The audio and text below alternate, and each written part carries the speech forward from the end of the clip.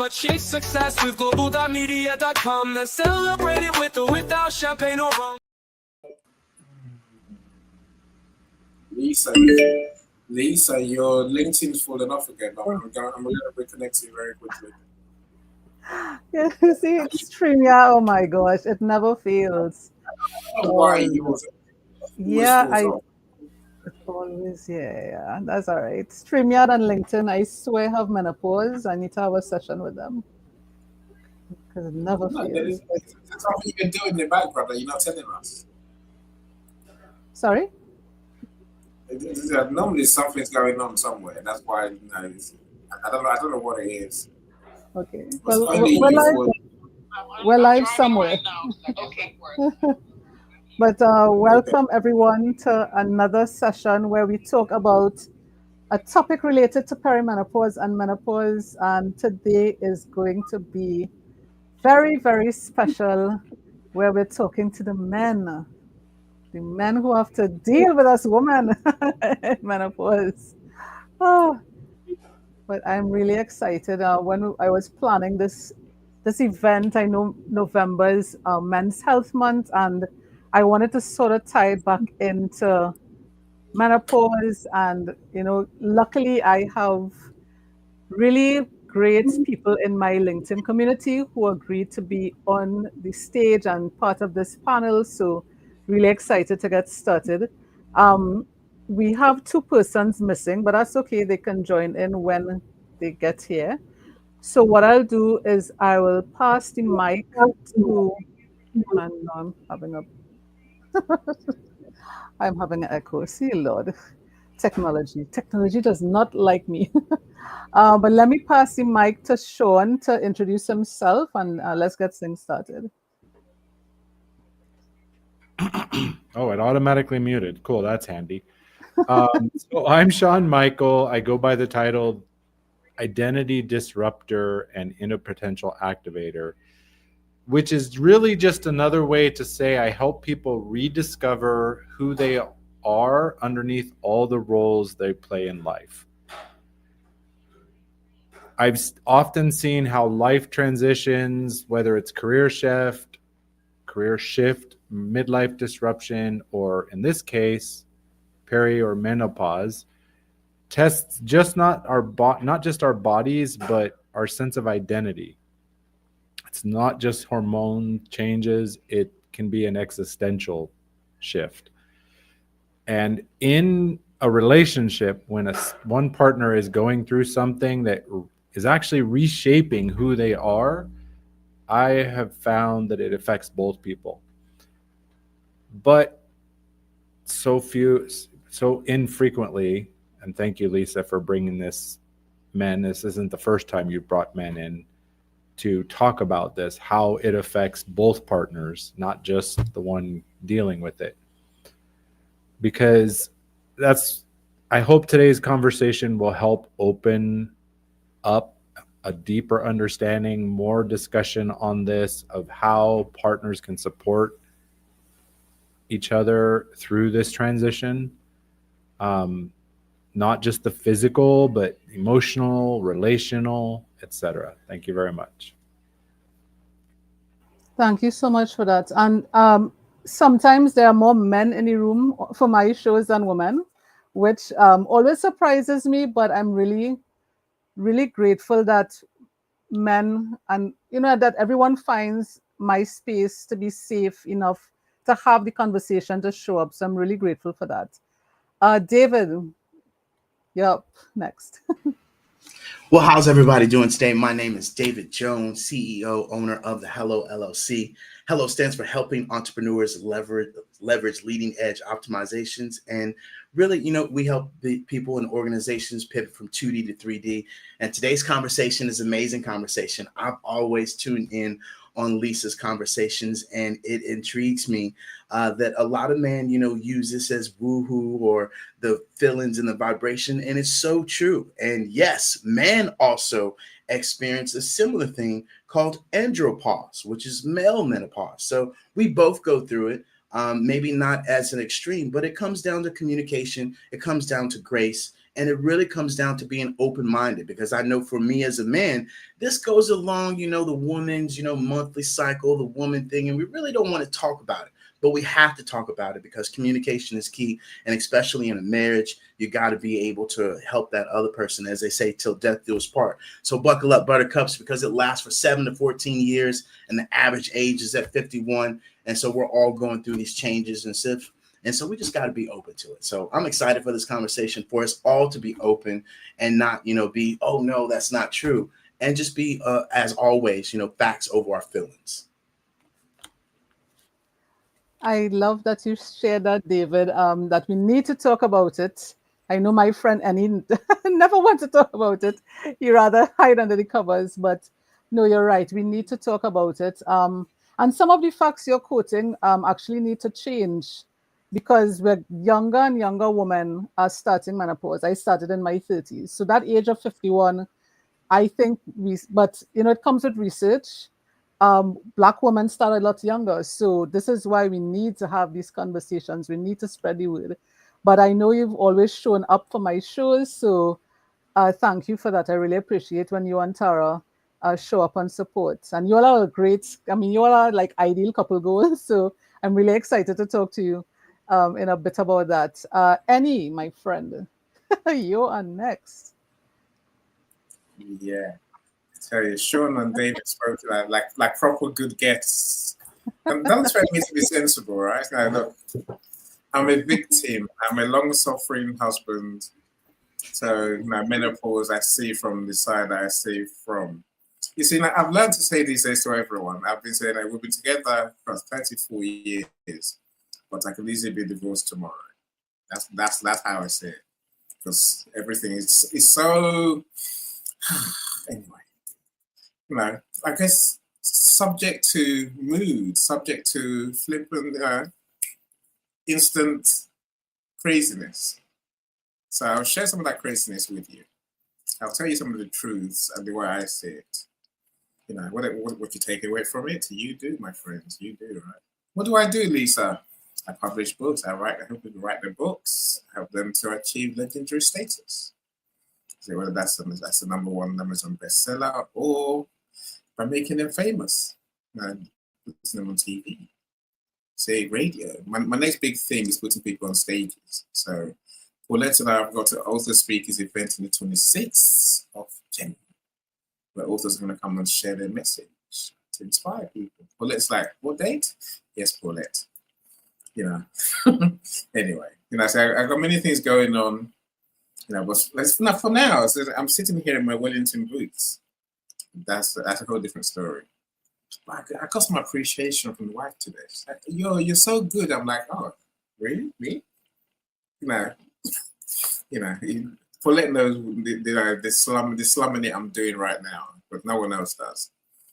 If you want to know, then let's have a one-to-one. I'll tell you my troubles that my wife appreciates. It gives me joy. It buys me some peace for a few days, right? But I'm not there. I am away from home for about 6 weeks. Let's welcome Crystal. Crystal, how are you doing? Welcome, welcome, welcome. So, Jerick, I see you as well. I'm glad you're here. Crystal with me to her YouTube friends. Amber, welcome.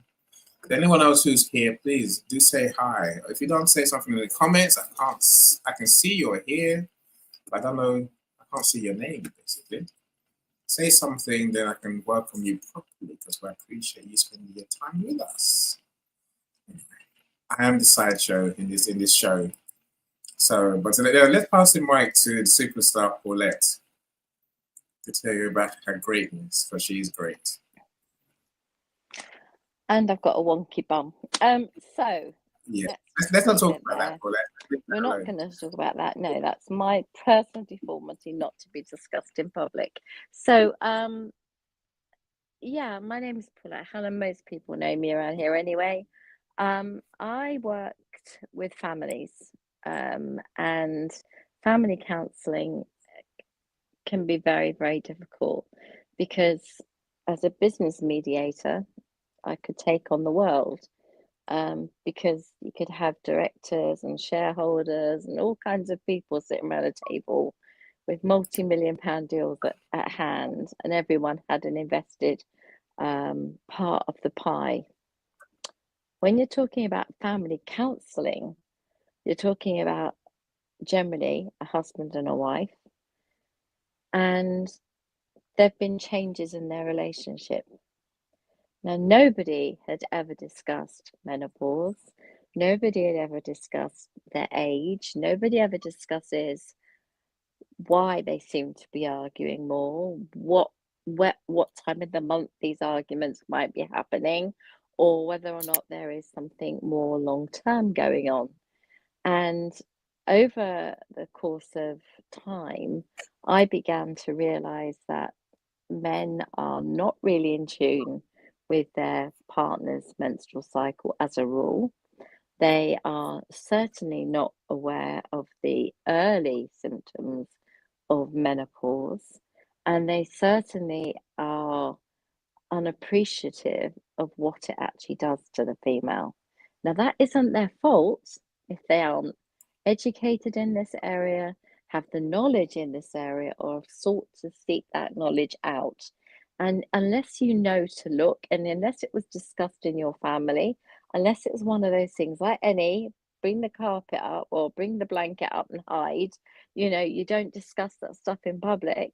So your son grew up not discussing it, not knowing about it. So then he's suddenly become a 35-year-old man or a 40-year-old man, and his marriage is going to pot and he doesn't know why. And he's saying, I haven't changed. I haven't done anything different. All I want is sex once a week and an easy life. And the wife's going, I think you'll find it's a bit more than that, and then you start to understand this huge dynamics of what actually is wrong with the marriage. And what's wrong is communication. And what's wrong is understanding. And a lot of it is about the human body.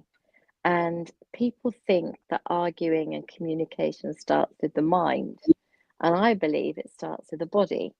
So the mind is only a part of the body. And when the body starts to fail or things are changing, and when I say fail, I don't mean fail as in like broken hips and things. I mean fail as in it's suddenly making a difference, either a menstrual cycle or menopause, andropause, or perimenopause, or whatever these changes are. They are a failing to what you're used to. So your norm is X, and all of a sudden there's this huge spike, and no one knows why. But she's ratty, she's grumpy, there's no sex on Friday, and basically she don't want to know. And you don't know what happened because you're being the same you. And the difference is that that same you hasn't noticed there's been a slight change in her. And I remember one lady saying to me, I barely eat anything because I'm so worried about putting on any more weight. And she'd put on weight during her menopause, and it had really messed with her head. And she was practically not eating at all. And which you will never lose weight when you're not eating at all. What you lose is fluid and muscle, and that is dangerous. And what I had to say to her was, you two need to sit down with a doctor, not with me, because we're not really here to discuss a crisis of your marriage. We're here to discuss a medical issue, and you need to go and sit down with a doctor and talk to the doctor about these changes and what you can do together to make it work, and then come back and see me when you've done that. And they came back and they were so grateful. So when I met Lisa, it was like, this is the lady that everybody needs to know. Everyone needs a Lisa in their back pocket, because she's putting all this stuff into these guys' heads that is going to make these arguments and these conversations not necessary, because they've already got they're armed with that information of, oh, I wonder if that could be what's going on here, as opposed to she's just a grumpy moo and won't give me sex on Friday. So, there is always a reason. There is always a bit more to the story. And you have to sometimes peel back the layers to find out what it is. So this lady is the one to come to, and Lisa's amazing. So yeah, well done for what you do, love. Over to you. Thank you so much for saying that. It's the reason I get up in the morning, right? Because I know what I've experienced, not having that support, and it could be really devastating. So that's that's what I do every single day. Are you getting LinkedIn comments coming up, or is StreamYard loving us again? Yeah, I'm seeing comments. You can't hear me. I'm talking to myself. I know you can hear me. I'm seeing comments. They're just not in StreamYard. So Yeah, let's see what. yeah. We That's if you found see me looking Jay. off. Jay, how you doing, Yay. Jay? We found you. Yay! Now I haven't got to talk at all today. Now, anyway, now so let me welcome our friends who I can see on LinkedIn. Mhm. Who can I see?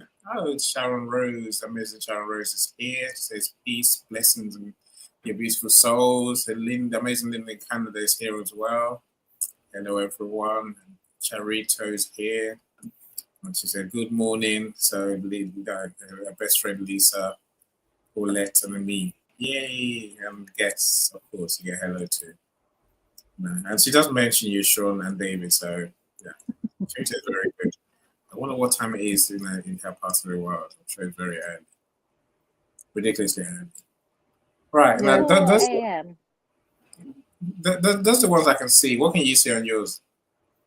On I'm your seeing the same. I'm seeing the same. I'm seeing Crystal on LinkedIn as well. Yeah. So please, if you're in the room, let us know that you're here because StreamYard isn't pulling the comments as usual, yeah, but that's all right. there Uh, many more people. More people here. And then, of course, there's some on YouTube as well. yeah, yeah. So welcome everyone. Let me pass the mic quickly to Jay to introduce himself before I take the mic. Jay, welcome, my friend. I love the shirt. It's very festive. Well, I'm anti cold weather, so I'm pushing back as much as I can. I'm using my tropical shirt. Yeah, well, so I'm the storytelling strategist here on LinkedIn. I try to help folks tell their stories. I'm the author of The Rules of Engagement in Storytelling. And, you know, the book was basically put out there to get everything that was crammed into my brain, all the experiences and my history as a storyteller, so that other people can read it. And now that that's done, I'm moving on to the next phase, and I'm creating a GPT, basically a platform that will take my book and help people through AI tell their story through each chapter. So that's me. And, I'm going to say this before I hand it back to you. I never thought I would ever enter into a chat about menopause. Let me just say that up front. But Lisa will actually testify to the fact that now that I have, I'm trying to be a better spouse now with the knowledge that I've gained listening and watching the LinkedIn Live events. And now I'm even also sharing tidbits from the internet with Lisa about everything menopause. I really want to commend her for doing what she's doing, being the advocate that she is, because if she didn't do this, I wouldn't be here. I mean, that's just the truth. And you ask Renee, she goes, why do you keep sending me this stuff? Because I want you to be aware. So anyway, I just wanted to share that with everybody. Thank you. Thank you so much. We're getting some feedback off of your mic. I'm not sure Why? No one's mic is open. That's why I'm like, Yes, what's that something in your background. I'm not sure it's a phone or something, um, but thank you for that. And yes, I have men now sharing articles that are coming out in the States, things that I wouldn't have access to because it's localized to them.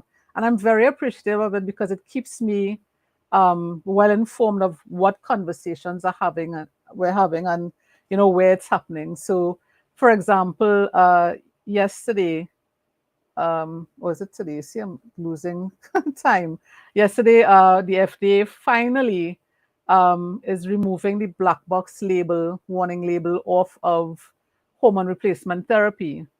And that is such a big milestone for the community because now doctors wouldn't be afraid to recommend these drugs to women. And it's about 25 years that women have not had access to these drugs. They were afraid to take it. The doctors were giving misinformation because of that label.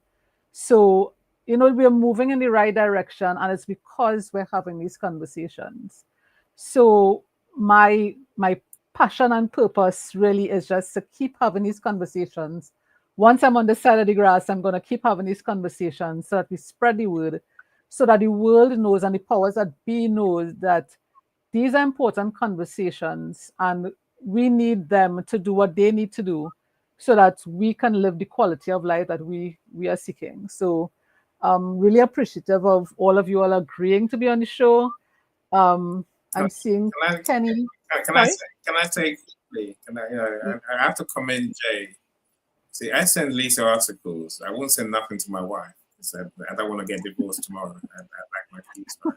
Don't send any for menopause. Don't talk about that. I'm just saying. Jay, you're a man. About you, my friend. Yeah, well, some people aren't ready for the conversation, and that's okay. It's just when they're ready, we must be ready to have the conversation with them, and that's why we have these. Every other Tuesday we're here. Just want to acknowledge Kenny, who's in the room. Chietza, welcome, my friends. Please share the event with others so that they can benefit as well. For those of you all who don't know me, my name is Lisa Favek. I'm a dietitian, a coach, and author for menopausal women. What I do day in, day out is talk about perimenopause and menopause, bringing that awareness, bringing that education, because we still need to talk about it. We still have areas in the world where it's still very taboo to talk about it. And then women who still don't understand what's going on with their bodies. As Paulette was saying earlier, it's biology. It's something that all women will experience, whether we deny it or not, whether we accept it or not, we are all going to go through menopause. But the only way we could have the conversation with our partners if we understand what's going on. And many times that is the case. We don't notice what's going on. We don't notice changes. And sometimes I have clients who say it's actually their partner, their husband, that noticed the changes first and brought it to their attention. And then they were able to go have a doctor's visit on it. So that's why I wanted to have the conversation with the men in the lives of these great women to say, to share with us what their experiences were and some of the support systems that they have in place. So the way we're going to do today's show is a little different because we have so many people on stage. We're going to have more of a panel discussion. We'll have a few questions. Promise we're going to finish on time because I know England is it's already midnight. So we're going to keep on time. But what I wanted to start with was, and this is the first question, so everyone will have a turn to answer.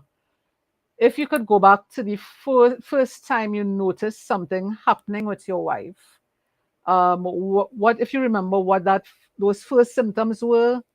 Was she the one who noticed something first, or was it you that talked to her about it? And how did that conversation go? Was it a comfortable conversation? Let's get an idea of what it was like back then. As briefly but as explanatory as possible. I'm just going to go how you are on my stage. So, Sean, I'll pass the mic to you.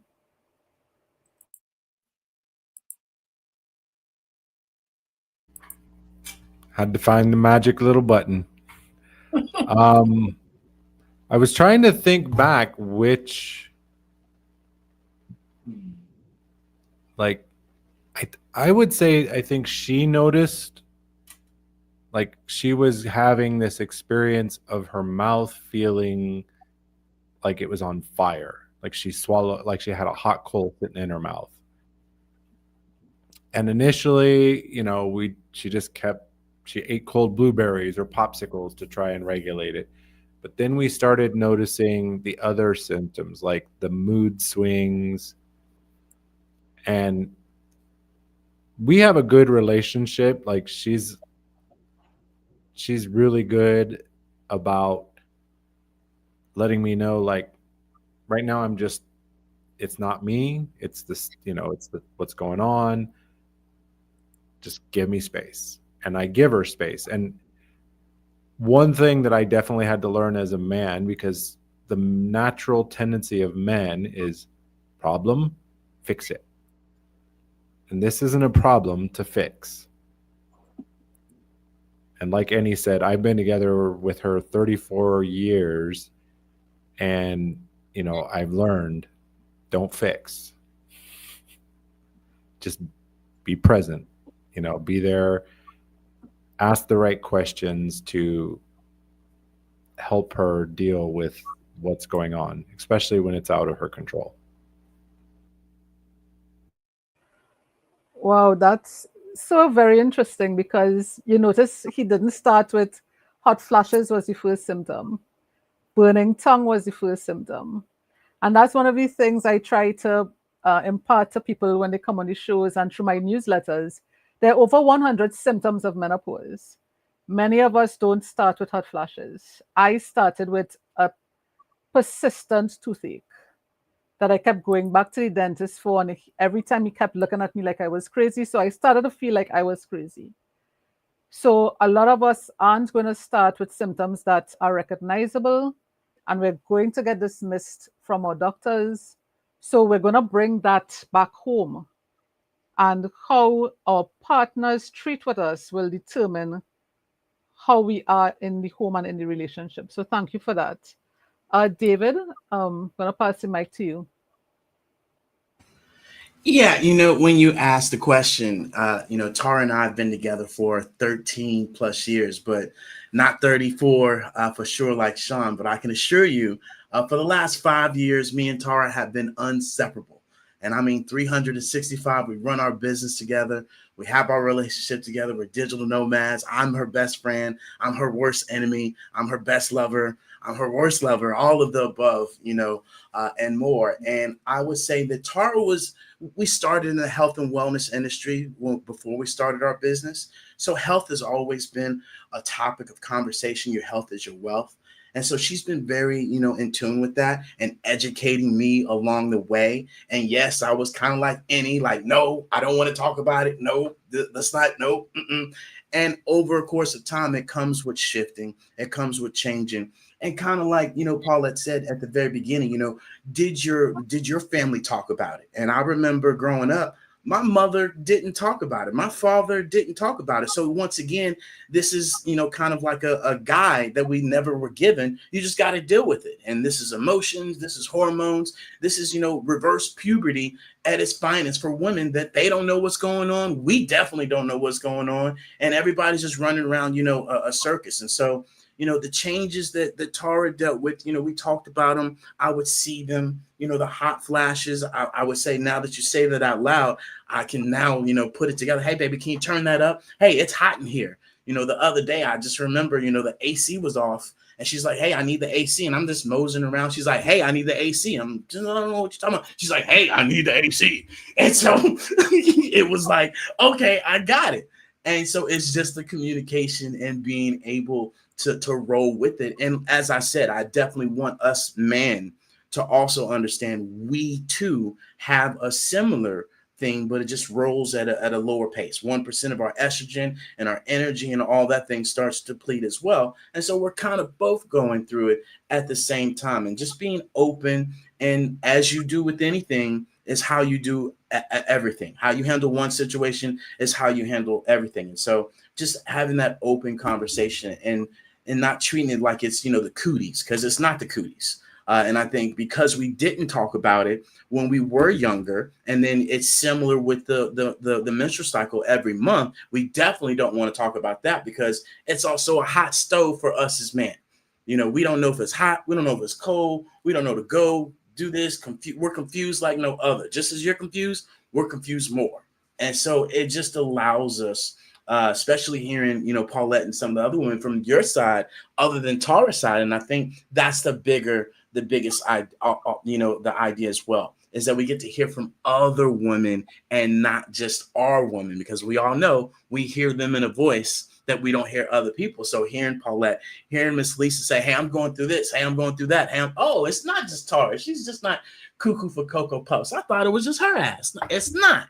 It's all of us. So, it really helps us have this conversation and being open about it, and we're all adults at the end of the day. And I think something that Paulette said, how we handled things back in the past, that's cute and adorable, but we're adults now. And we're all grown now, and we should be able to have these open conversations and be educating ourselves and not go with the old patterns and the old traditions and the old habits. I talked about this with my father a couple months ago or a year ago, and he's like, boy, ain't nobody want to talk about that. Men don't have any of that. What you talking about? She's just crazy. And I'm like, Dad, you got to educate yourself. Come on. This just doesn't, this old school, hard nose, hustle, grind, all those things that used to work in the 80s, 90s. This is 2025. Buckle up and learn the system with all these new changes that we have. So that's what I have to say to it. I love that. I love that she kept telling you about it. Because what I've found is a lot of my clients will say, well, I've talked to my husband about it. He should know. He should remember. And we keep forgetting, okay, you think that, but where's your man's head at? What is he thinking about? He could be worried about the finances or the mortgage. So his mind is somewhere else. So he may be hearing you, but not really listening. So it's on you to say, listen, this is what I'm experiencing. You have to be the one telling your partner, listen, this is what I'm experiencing. This is what I need from you. And don't assume that, okay, we've had the conversation once or twice that he's supposed to remember. That's not how our brains work. We have so many things bombarding us, and the economy is going to crap. We have so many things we're worried about. But I love that she's, keep telling you, listen, this is what I need. This is what I need. And she's not giving up and just shrinking and saying, he doesn't love me anymore, because those sort of voices, because of menopause, we start to hear those, things come into our brain. But it's good that she knows, okay, I just need to keep at it, keep telling him. So I just love that. Just want to say hi to Harvey. I'm seeing you in the comments. Welcome, my friends. If you all are in the comments watching the show, please let us know your thoughts, your questions. Love the interaction going on so far. Jay, let me pass the mic to you. So with me, it's a little different. So my wife has PCOS, so polycystic ovary syndrome. So it could, for some, right, menopause could come earlier, especially for women with PCOS. And so navigating that, right, I didn't know much about it. And I had to educate myself, just like David was talking about. And really, that was the important thing. The other thing is, so these two issues that she was dealing with all came together at the same time. And so there was a lot of hormones raging and emotions. And I had to understand that. And, WebMD at the time was everybody's go-to. Now, it's for informational purposes. I'm not saying take that advice. over your doctors. That's not what I was just trying to figure out what was going on, because a forum like this didn't exist at the time for me. And so I was looking for everything, because like David said, nobody was talking about this. Nobody talked to me about it. Nobody sat me down and said, hey, son, when women get to a certain age, you need to be aware, right?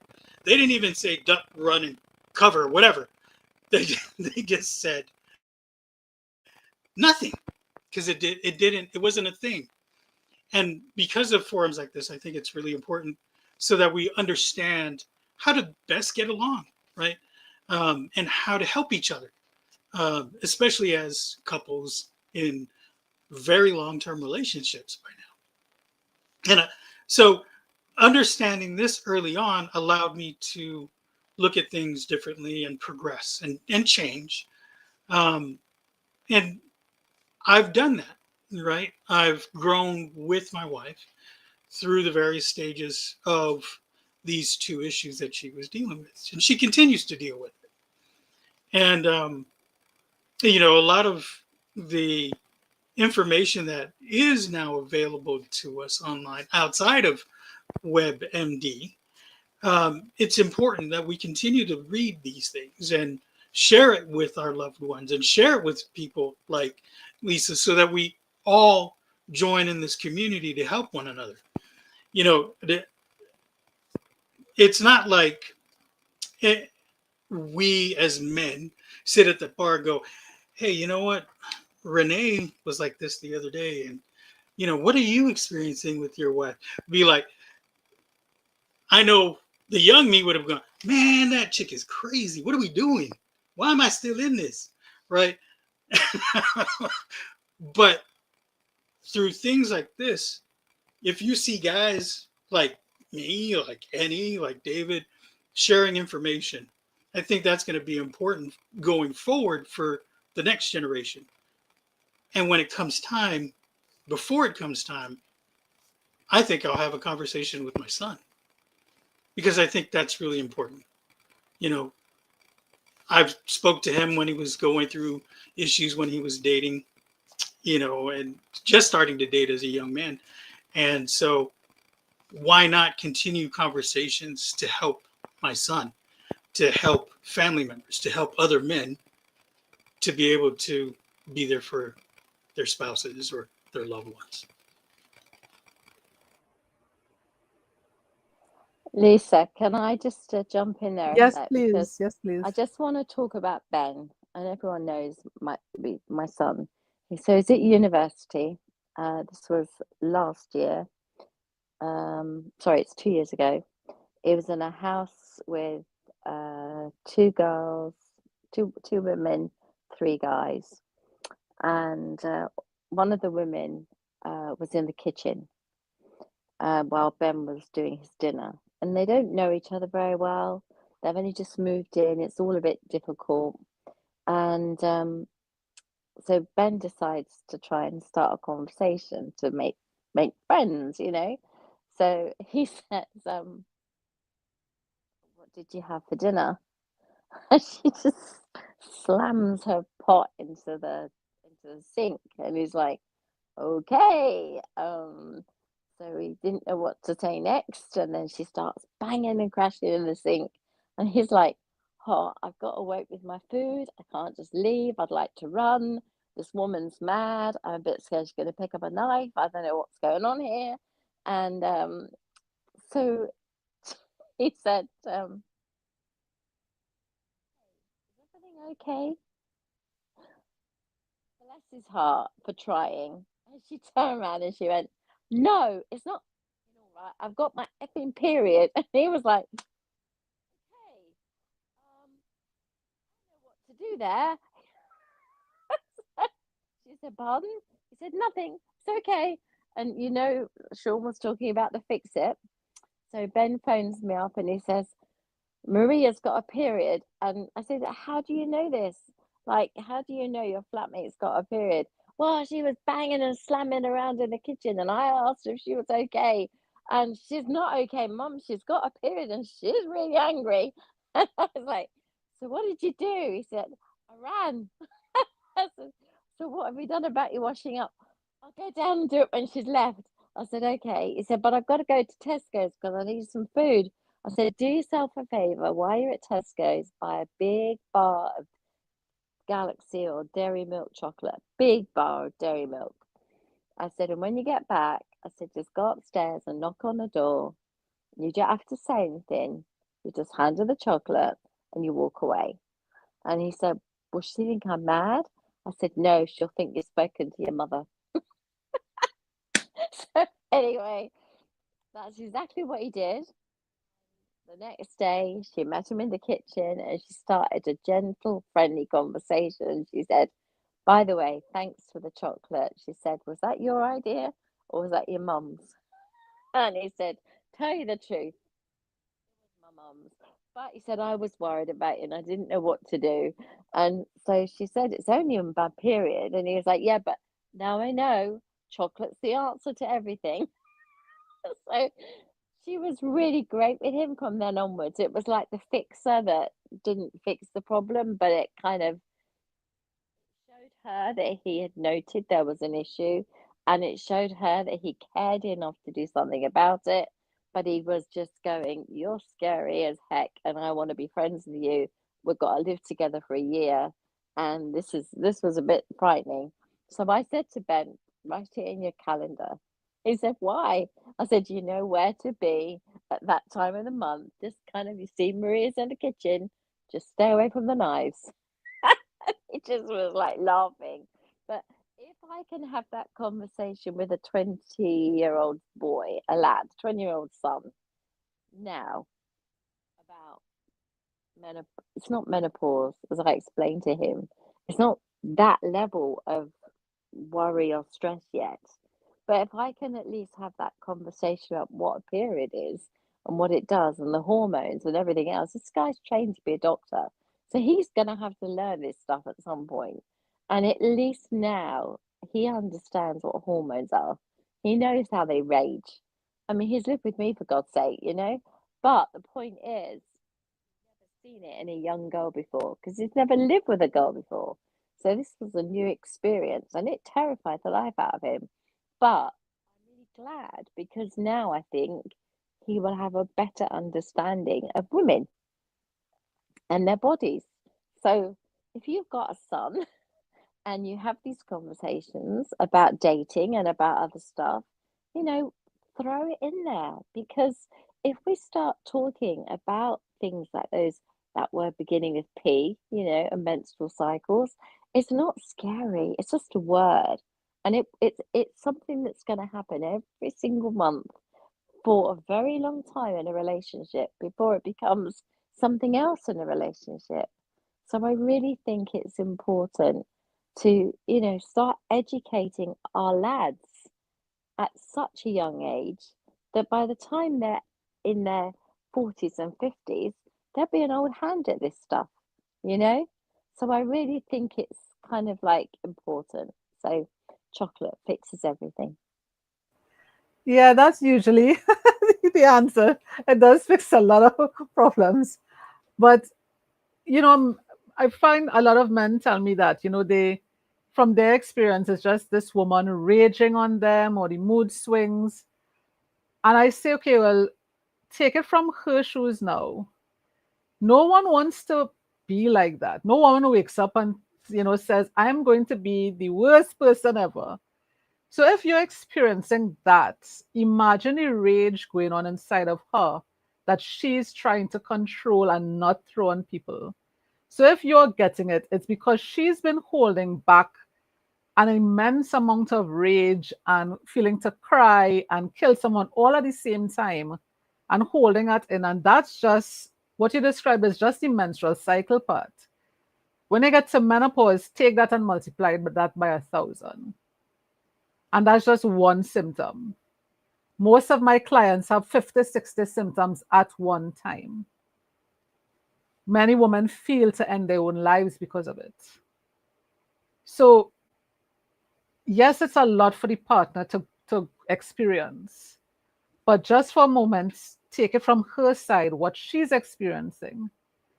And then to have doctors, I have a client I'm going to see this weekend because her doctor is basically giving her medication. We don't have a lot of the options for hormone replacement therapy in my country, but the doctor is basically saying, this is what I'm giving you, and you sort of have to deal with the rest of it. Right? I started in my 30s. I'm now a lot older than my 30s, but I've been in this for like almost 20 years and I'm not done. So imagine going through menopause for 20 plus years and you're not done. And I'm still going through natural menopause. The women who had hysterectomies or surgeries and their bodies are shoved into menopause when they're in their 20s. So they're spending their whole lives living in menopause. Right? So this is why, again, we need to have these conversations because we don't live in a bubble. We're going to go to work, interact with colleagues, come home, interact with our partners or children. I've had teachers tell me they feel like throwing their children, their students out the window because of it, right? So we need to have these conversations so at least women are aware of what's going on. And maybe the workplace could change. I know a lot of the UK policies are changing. So the rest of the world will follow soon enough. But again, when we have these conversations, take it back to your communities. And I'm listening to the men on the stage talk and I'm just loving like the science that they're coming with and they're understanding the symptoms and I'm just there smiling like a proud mama because it's like these guys get it.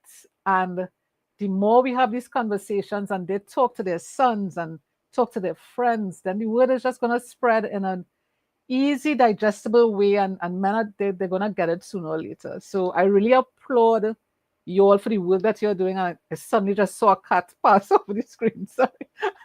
So, but I'm really loving the conversation. Do you have anything to add? I know you keep saying, just happy wife, happy life, just let her do what she wants. I was hoping you're going to go past me. I was hoping you didn't see me. No. Right. I mean, you perspective. you and Paulette pretty much got my reality. I was living quite happy. I live every day in this little world. And suddenly, the explosion, not to 1,000, not to 100, not to 1,000. Why are you shouting? Suddenly, anxiety about everything. It's all gone wrong. Nothing's gone wrong. Nothing's changed. What's it? And I'm like, this is what it. You see, my blessing was that my foster dad pretty much showed us how to live with menopause when I was a kid. And it's very similar house to mine, where I got two sons. So the older one doesn't live with us, but he's there most of the time. My youngest, literally it's us two looking at this crazy woman doing crazy stuff. And we sort of look at each other and go, here we go again. And that's just how it is. Now, that's how we know when she's going to scream. When she walks through the door, she's going to scream about anything. We don't really, I don't know if she cares what she screams about, really. Yeah, but we just find our peace. Normally, we just go back to our rooms quietly and leave her be. I don't buy chocolates, Paulette. No. If I did that, she'd probably say, I don't want chocolate. And then she'd go down there, my weight things. Leave that alone, right? Leave me alone. Okay, we just want our peace. Of course, I did notice it's too hot. It's too hot in bed, especially. I'm like, okay. I'm off. Bye. And anything to find peace is all I want. But we said that the menopause thing, I don't think anything's going to prepare.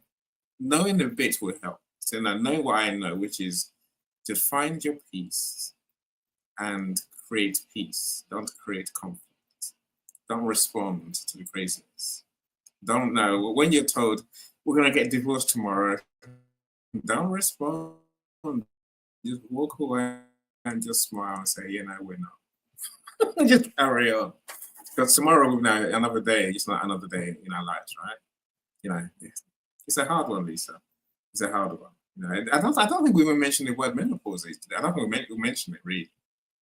Yeah, every so often she'll mention it related to something that she's found, like medication, whether it's something she's read somewhere, you know. But then it passes by very quickly. It's a word that shan't be mentioned in my house because it doesn't help us. Finding peace helps us. That's all men can do. Right? Find peace.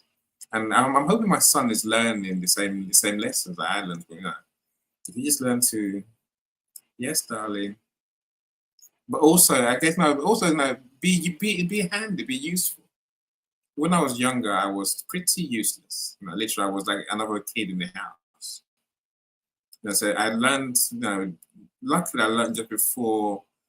You know, things that are kicking off. That's the best way I describe it. So to find my own. You know, I cook my own dinner. I look after myself essentially. You might say, "Hey, you should be doing that anyway." But I didn't have to. Like I had a wife who would do all that stuff, and suddenly he was like, "No, I'm not doing any of that stuff." Like, okay, fine, I can do it myself then, you know, and do it with joy. That's the best I can say to you. Well, and then I said that's how I knew something that the change had been, and you know, we're in a different era, a different time. Good or bad, who knows, right? It's life. It's life that we have. Right, can I go back to my little world then? For a moment. But Thank I you. have had women totally deny that they're in menopause. Mm. Some people just aren't ready to have that conversation because, and that's a lot of the stigma that we need to break about the topic. Menopause is seen as, okay, you're over the hill, you're done. It's time to put you out to pasture, you're not worth anything anymore.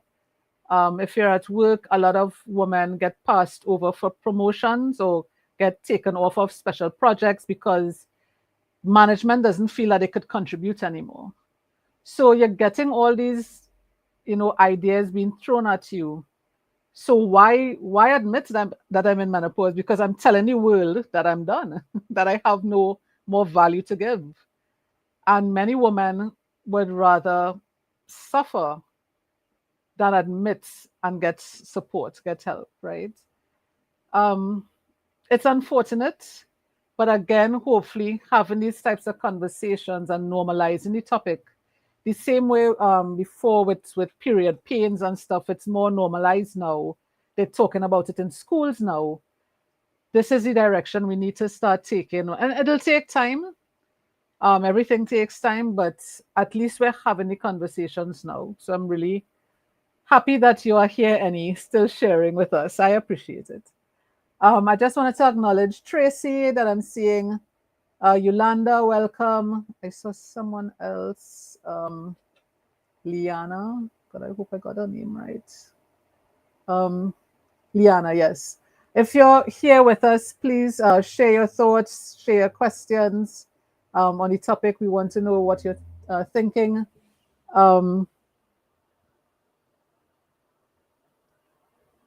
Oh gosh, and Kenny's just, I'm not reading Kenny's comments out loud. I've got Lisa, I've got a quick question for you. Mhm. I used to employ about 30 to 40 women at one time, and in different departments. And I found, and this is probably going to sound a bit crazy, but I found that they all started to their menstrual patterns to coincide with each other. Yeah. So it ended up with all of them in their own departments would be having their period at the same time. Yeah.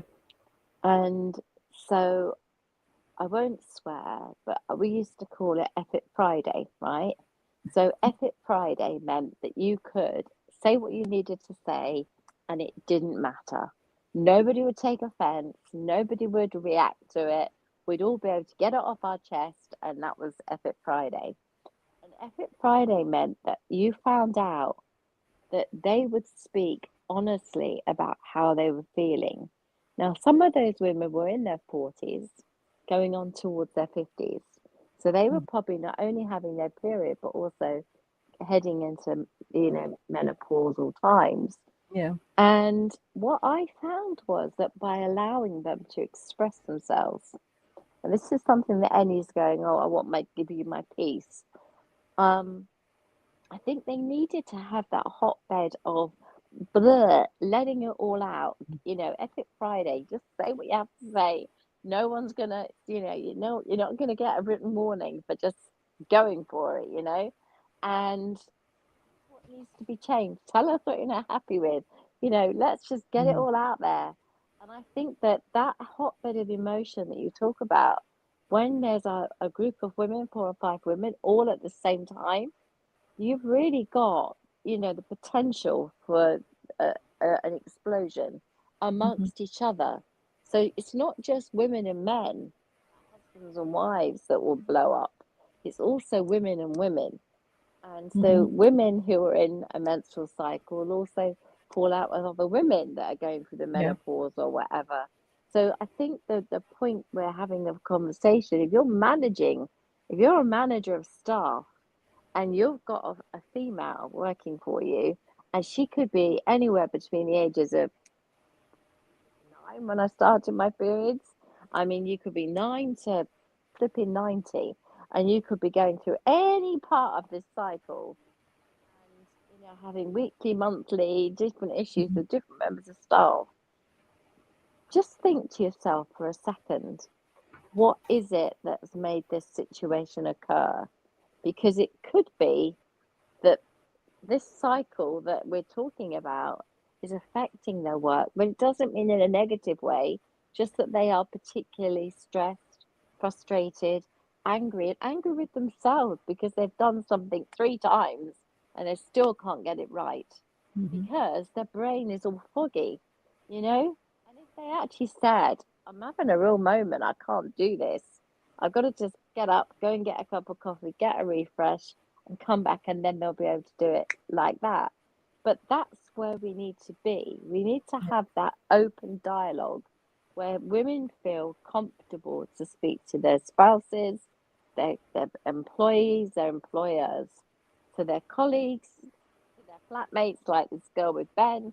We need to have this open dialogue about how we're feeling, what's going on in our lives at any one time.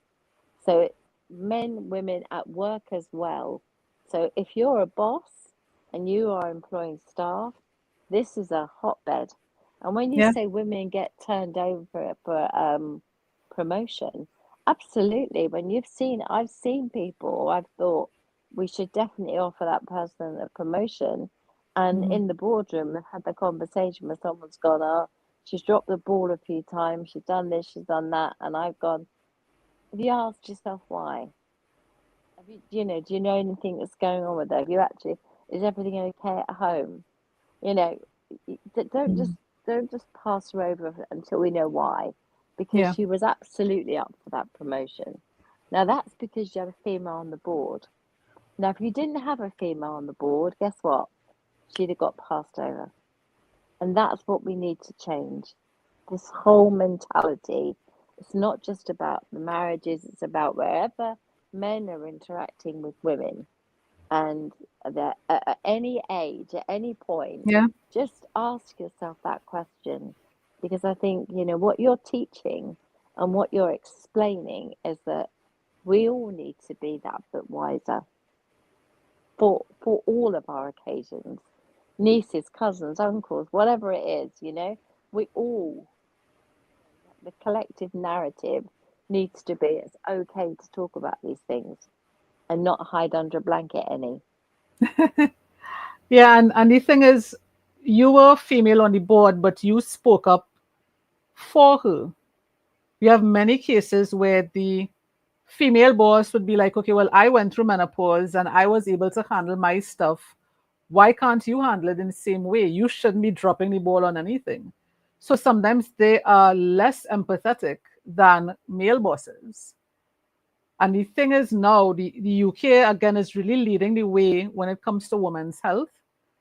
They are now telling companies they must have a menstrual health policy and a menopause health policy. Otherwise, you'll get fined. And certain parts of the US is moving in that direction as well. So again, because it's your workplace, it's productivity, it affects the economy, everything.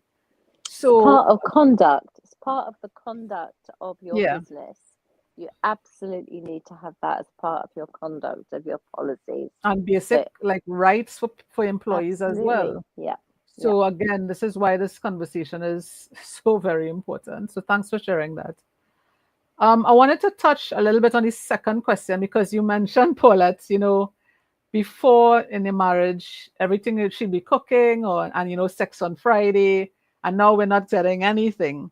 And I know it's not a comfortable topic, but I just wanted to find out from everyone. And I'll start with David because you talked about not just having a partner, but having a partner that you work closely with. I mean, you all are doing shows almost every day on LinkedIn, so you all are together all the time. How is the intimacy part, and not just that physical part, but the communication and that closeness?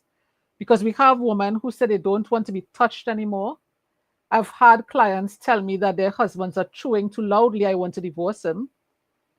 That's the reason for divorce. He's chewing too loudly or clipping his nails too loudly or, something very insignificant, and they're ready for divorce. They're good, right? Let's get divorced tonight. So just wanted to, start with David. How was the intimacy affected, and what sort of conversations you all had around that topic? That's a great conversation, Lisa. And I would say, once again, this is a big word, communication. And that has been a topic around the monthly, cycle, especially now going in towards the menopause where, hey, don't touch me. This is the time I'm ready. This is the time I'm not ready. We got a whole calendar. My time is coming up here pretty soon. So, sexy ladies coming out here in a little bit. And so, and that's the type of fun that you have with it. And just communicating that time to, where we can be on the same page. Other than me being like, hey, I'm feeling a little that time, and me not knowing, and it'd be like, and the expectations. And I think that's the biggest thing is the expectations from both sides. And that comes down to communication. And like you said, me and Tara spend so much time with each other, a lot of time. And, Sean, you said 34 years. I guarantee you, I put my 5 years since 2020 up against your 30 years. And I guarantee I've caught up on minutes and seconds. Like next, like behind me right here. She's right here. We're breathing the same air and oxygen right here. And, it just is that affection, the touching, the kissing, all of those things. Yes, they have their ups and downs, but it's also for us as men to be responsible enough to understand that, hey, they're going through this change. And, our words can either heal or hurt. And it goes back to, the 4 agreements that I share with people all the time. The 4 agreements is a book that can kind of go along with everything. Be impeccable with your word. Don't allow your words to hurt her and her words not hurt you. Don't take anything personal. Please understand that this is their time of the month or their time of the year, whatever it may be. Don't take it personal. I think a lot of the times we take it personal and then making assumptions. And this is where the lack of communication comes, where she has assumptions, you have assumptions, nobody's talking about their assumptions. And now we're in a world of assumptions and nobody cares. And then doing your best, having that grace, having that conversation and remembering those times. Hey, baby, I love you. I'm sorry. This, that, and the other. Remembering those moments. So when she does cut you off and she does, bite your head off, you go back to that moment and you remind her also, hey, baby, remember that time you said you love me, but now you just said you wanted to cut my head off. Remember that? And just that conversation. And so I think, us being adults, and as I share with people all the times, our trauma, our drama, our patterns, right, take place. and we don't get a hold of those things, and our emotional awareness goes out the window. And here it is, the same thing happens throughout the month, and the same conversations, the same daggers, the same conflicts, they all just start spewing. And here comes, the ongoing story of you always do this, or this is what always happens. And people don't see the growth, right, in that transformation, because like I said, they don't know. And for us as men, if we can be able to understand that they don't know, we all don't know, and there's no manual to this, and we're going to create our own manual together of how we deal with these things, then that makes it so much better. I know there's men out there cussing me out because they're not having a chart. They don't know this, they don't know that, and that's okay, right? And you got to start somewhere. And whether you're 50, whether you're 45, whether you're 35, you got to start somewhere, and building on that and keeping your word of what you won't do and what you will do during that time. And I think that's the most critical piece, is us remembering our word, which is why it's rule number one, right? Be impeccable with your word and what you say and how you do it. Or should I say, it's one of the rules. And so that's what I have to say. Just have fun for a long time, as they say, and enjoy it while it lasts, and just keep it pushing. There's other ways of affection other than just getting in the bed. There's the kissing, there's the touching, there's bringing the chocolate, right? And look, we all getting old. 5-10 minutes here or there. Get it when you can get it in, but the rest is communication and talking, and that's what life is all about, right? Yeah, I absolutely love what you said. And yeah, there is no manual for this. Yes, there's continuous research we're doing, but at the same time, that's on a population that doesn't involve you. You still have to take that and now add it to your manual. Okay, what is going to work for you? Because you're individuals with your own needs, your own thoughts, your own fears, and now you have to somehow come together and share the same space, the same air that you talked about. So I love that you're creating your own manual. I love that part that you said particularly, and just that again, everything today is going to go back to communication, but open and honest conversation. That okay, I've had a I've had a couple where they were talking at each other but not to each other. And when you actually listen to them separately, you realize they were both fearful that the other person stopped loving them.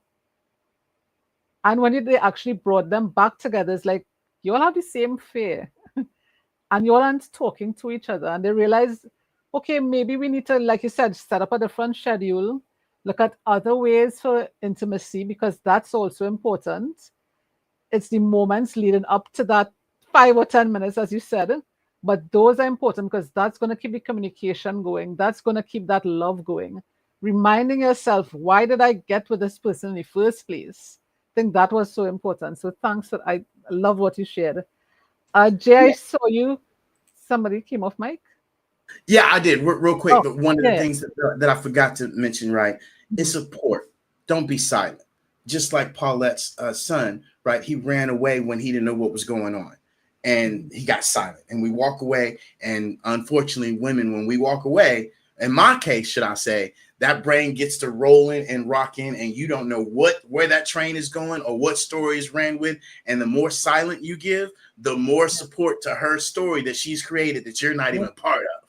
And so actually, talk, be open, and don't be silent, because that will save you so much trouble. And I know men, we all know, stop putting words in our mouth. I didn't say this. I didn't do that. I didn't say that. But if we're not effectively communicating what we said and effectively communicating with our tone and our voice and how we said it, right, then you're right. We're going to just be speaking at each other and nobody's listening to each other, and out the door we go.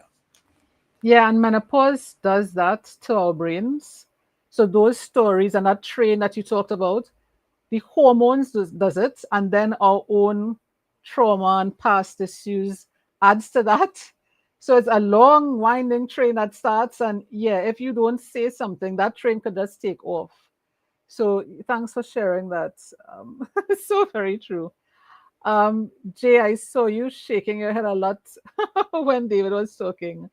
What are your thoughts? Yeah, absolutely. I mean, it's definitely communication.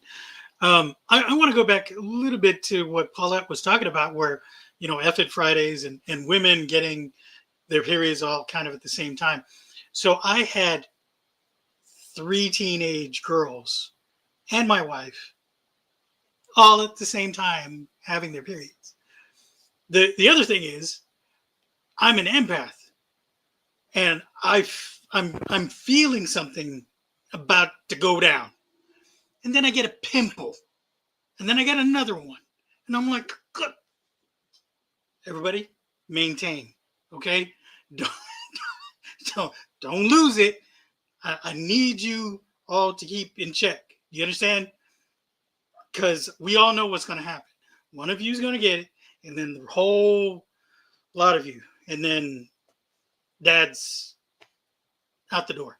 So anyway, I remember those times very vividly, and they happen occasionally now too. But anyway, um, communication is key, and it's really that point. For me, it's a little different because I am a storytelling strategist. I get told to shut up because it's like he's strategizing something right now, right? So you have to know when to talk. I think that's the important part. You have to understand those rhythms. Now I'm gonna put it back to science again, and even pseudoscience. So I grew up in the age of just say no to drugs, just say no to sex, right? That era. And, as a Gen Xer, that was the message all the way around. And so the rhythm method, if you all know what that is, then you were part of that era. If you don't, you're probably younger. And they said that's not very effective. But what it taught at the time was that there are rhythms and there are cycles. And so I was fortunate enough to know that that existed in women, right? And to understand at a very young age, about that in women, that they do have cycles, that there is a rhythm, that they follow the rhythm of the earth and nature and all that other stuff, right? That's science. That's the truth. Now you take that and you you follow it through the end or towards the end of a human cycle, you start to see that there are patterns. And so just like us in our daily lives, you have to recognize those patterns. In my household, if you want to live, you better recognize those patterns.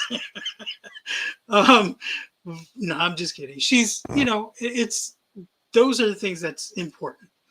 The other thing is, you have to have a sense of humor, right? In some of these things, because if you don't, it can go pretty dark. Here's my thing. I remember as a 20-year-old, a comedian, an older comedian, talking about the change. And he said it this way, talking about cycles and patterns. He said, God has a sense of humor. Just as the men are losing their libido, the women are going through the roof. They're clawing at you. And now you are the guy coming home from a hard day's work that you've been at for 30 years, that you hate every day you've been at, and you're clawing at the walls because you want to go home. And now your wife jumps on you. God has a sense of humor. And so I remembered that, and I was like, there's, again, going back to patterns and cycles and understanding those and knowing when to engage and disengage. Disengaging is important just as much as engaging. And you got to know when to do that. And we're not always going to get it right, but at least be mindful of it. I think that's important. Thanks for that, Jay. I really appreciate what you said there. And you sometimes I tell clients, you just have to laugh because it's either we laugh or we cry 24/7.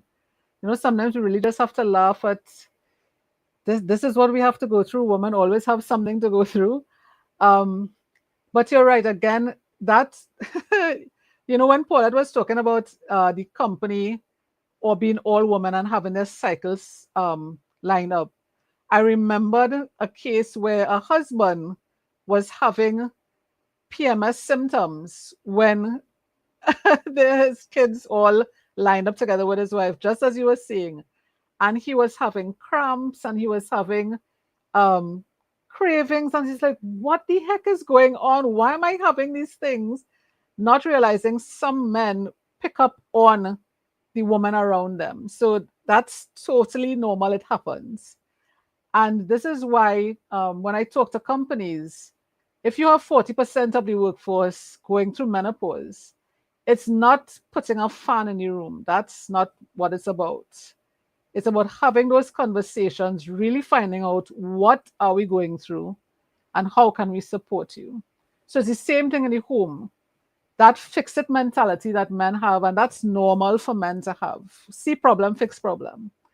Sometimes we just want to vent and for you to say, yep, you're right. We could be totally wrong about the situation or how we handle it. We just wanted to say yes.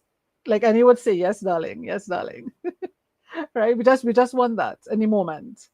But having that conversation, and sometimes, like you said, telling the people around you, listen, I think it's that time, and preparing for it, preparing mentally for it, that could also help. So thank you for that. Just want to say a quick hello to the people in the comments. Harvey, I'm seeing you. Gladys, welcome. Carm, welcome. Christy, hi, welcome. Sharon, I'm seeing your question. I'll answer it in a bit. Just want to pass the mic to Sean for his shares. First thing I got to say, David, you can't catch me. Because not only do I have 34 years with this woman, we grew up together. She was 18 when we got married. We worked together for many, many years. We have been both working from home 24/7, just like you said, breathing the same air, which sometimes she'll look at me and say, could you stop breathing so loud? And I'm just like, okay. Because sometimes that's the best thing to do. And as you were saying, expectations, I heard this from one of my coaches. Expectations are premeditated resentment. Like, as a man, a woman, a coach, whatever, we need to be careful with our expectations. Have agreements. Like, my wife and I have agreements that, this can happen on this day. And one thing I've learned is not, like, I studied with John Gottman a little bit, and he talks about the 4 horsemen that will destroy any relationship. And he also talks about bids for connection. When your partner is coming to you and they need connection, and they could be in the midst of a cougar puberty rage. That's what we call it in our house, is it's cougar puberty.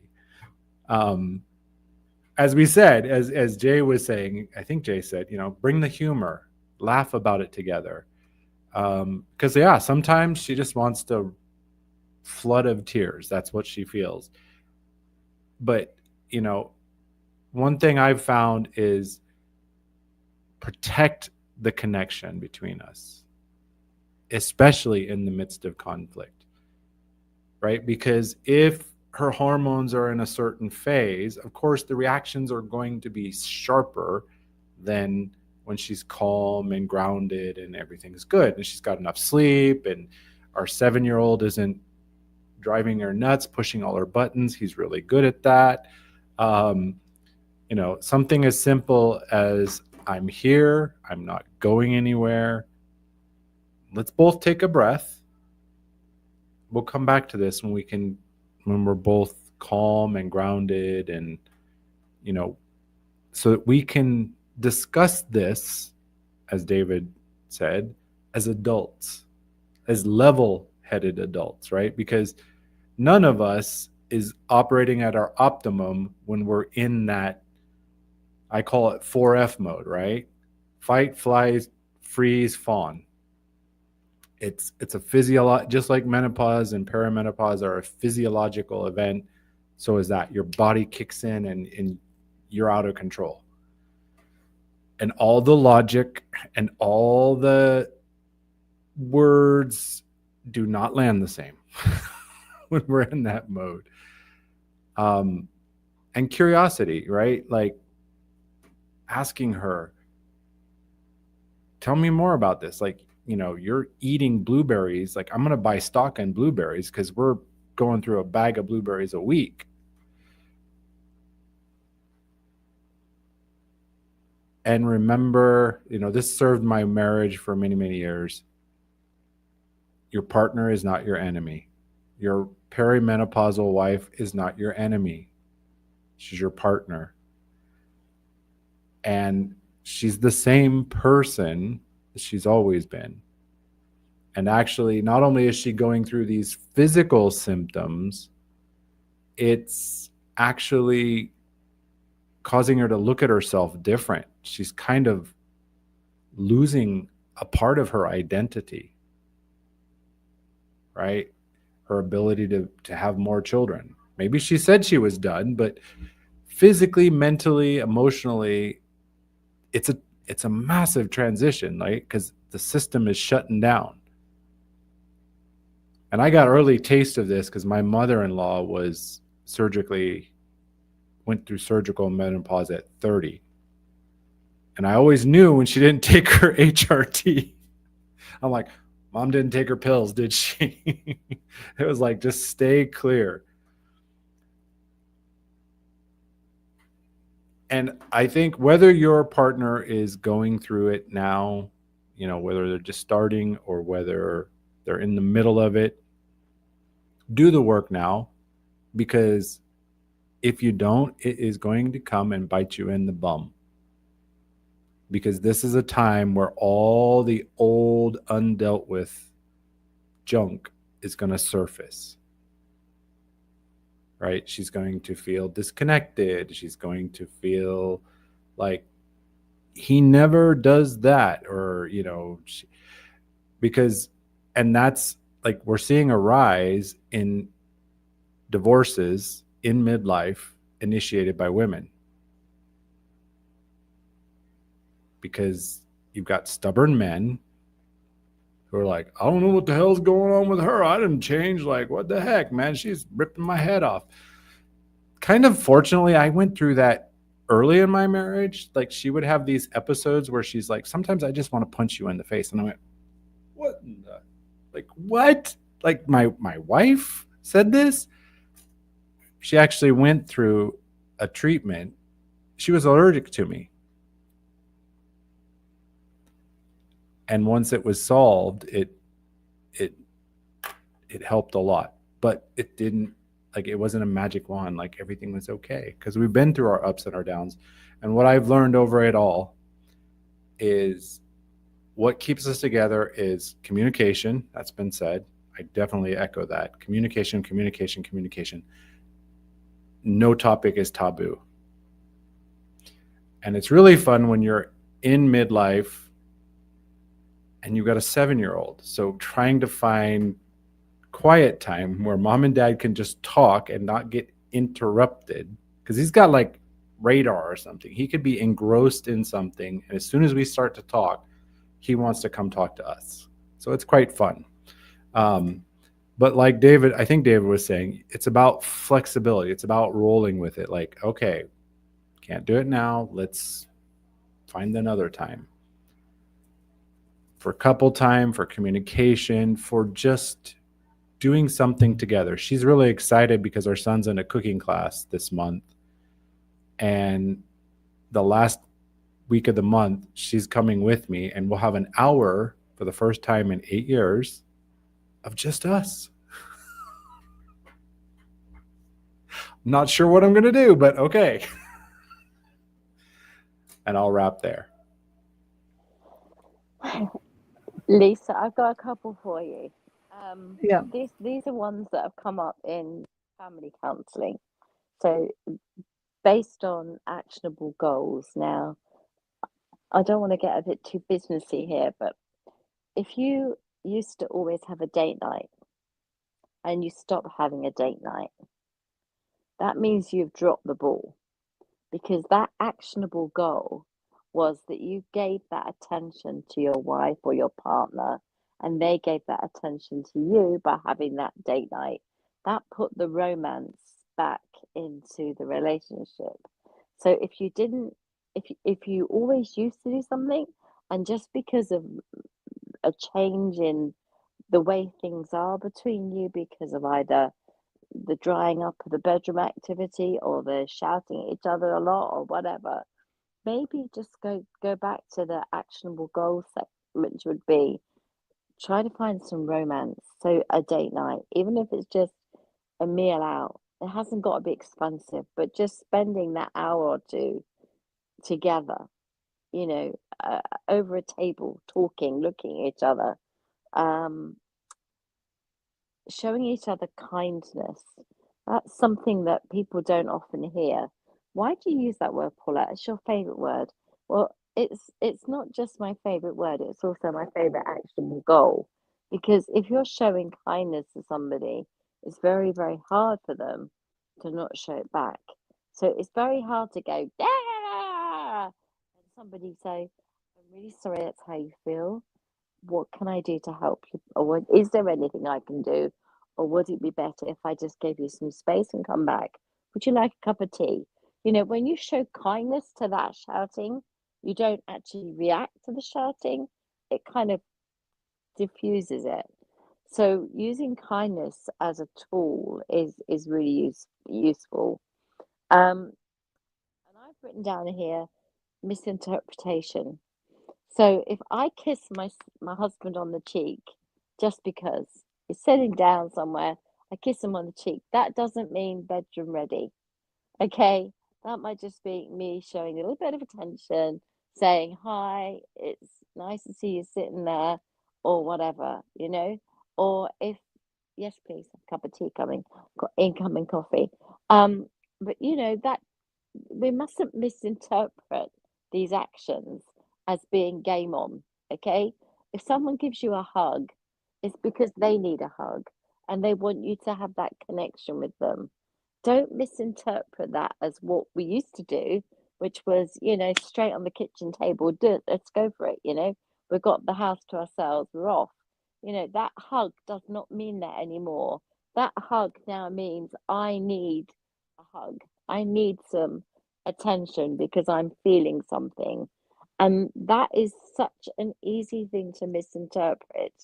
And when you're in couple counseling, you often find the biggest problem is just purely a misinterpretation of something so crazy like that kiss on the cheek or the hug or the, you know, reaching across the table at dinner for your hand just because you need that contact because you're feeling something.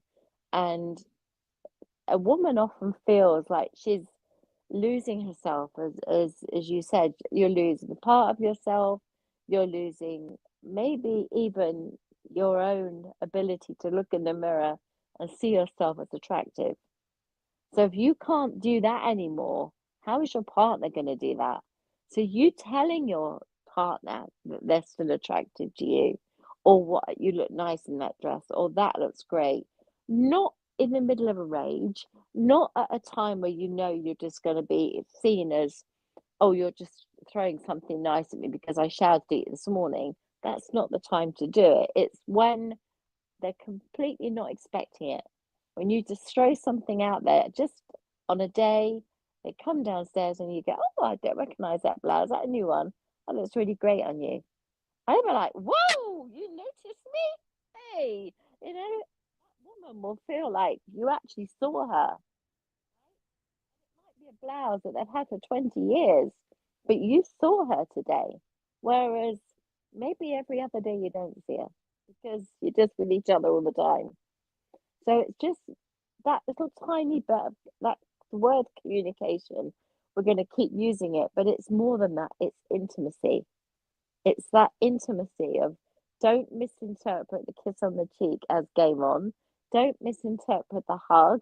It's we need a hug. I need to feel you because my body's telling me things and I need to tell my head to switch off and you do love me. That's what that hug means. And that the romance can be date nights and things shows you still care and you're showing intimacy without sex. It's just intimacy because you're showing interest and compliments, not when they're expecting it, not after an argument, not when they're having a rage in the kitchen, but maybe the week after.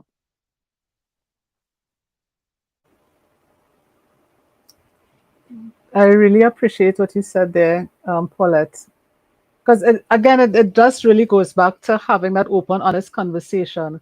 And as you said, knowing when to do something. So giving that little appreciation, reminding your partner that you still find them attractive.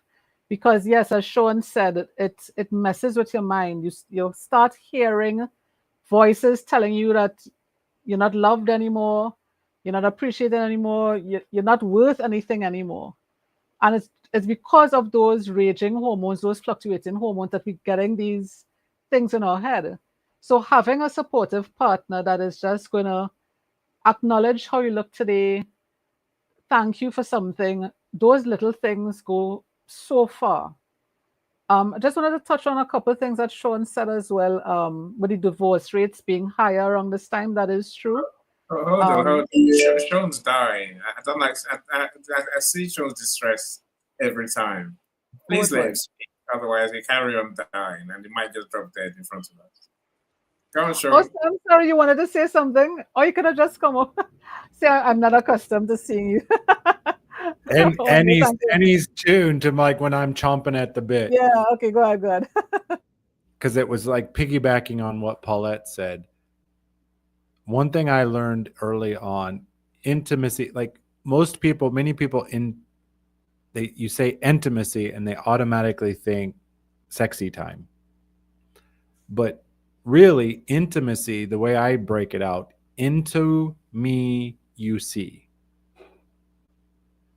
Right? And that means seeing her at her depths. It also means revealing yourself at your depths.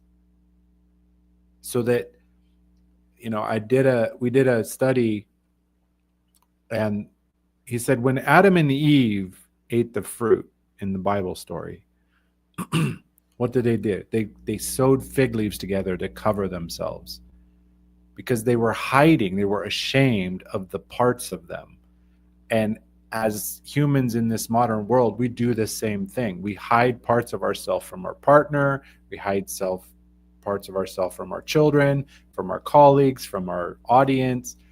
And intimacy is peeling off those layers. It's not flashing. I don't want, because I think of authenticity, and some people think, well, they tell their worst, most horrible story because look how vulnerable I am. It's not emotional vomit. That's the way I call it. It's about, in the right time, the right space, you show your whole self, not your mask, not your polished version. There was something else too, but I can't remember. But, it's about,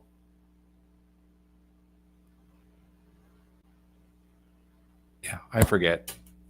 Thought train derailed. That's okay. When you remember, please put it in the comments so that we could benefit. Thanks, Annie, for that. I really didn't notice that you needed to say something. But one thing you said, Sean, is protecting the bond of marriage, and I think I really appreciate that when she's raging, as you said, you don't meet it with rage.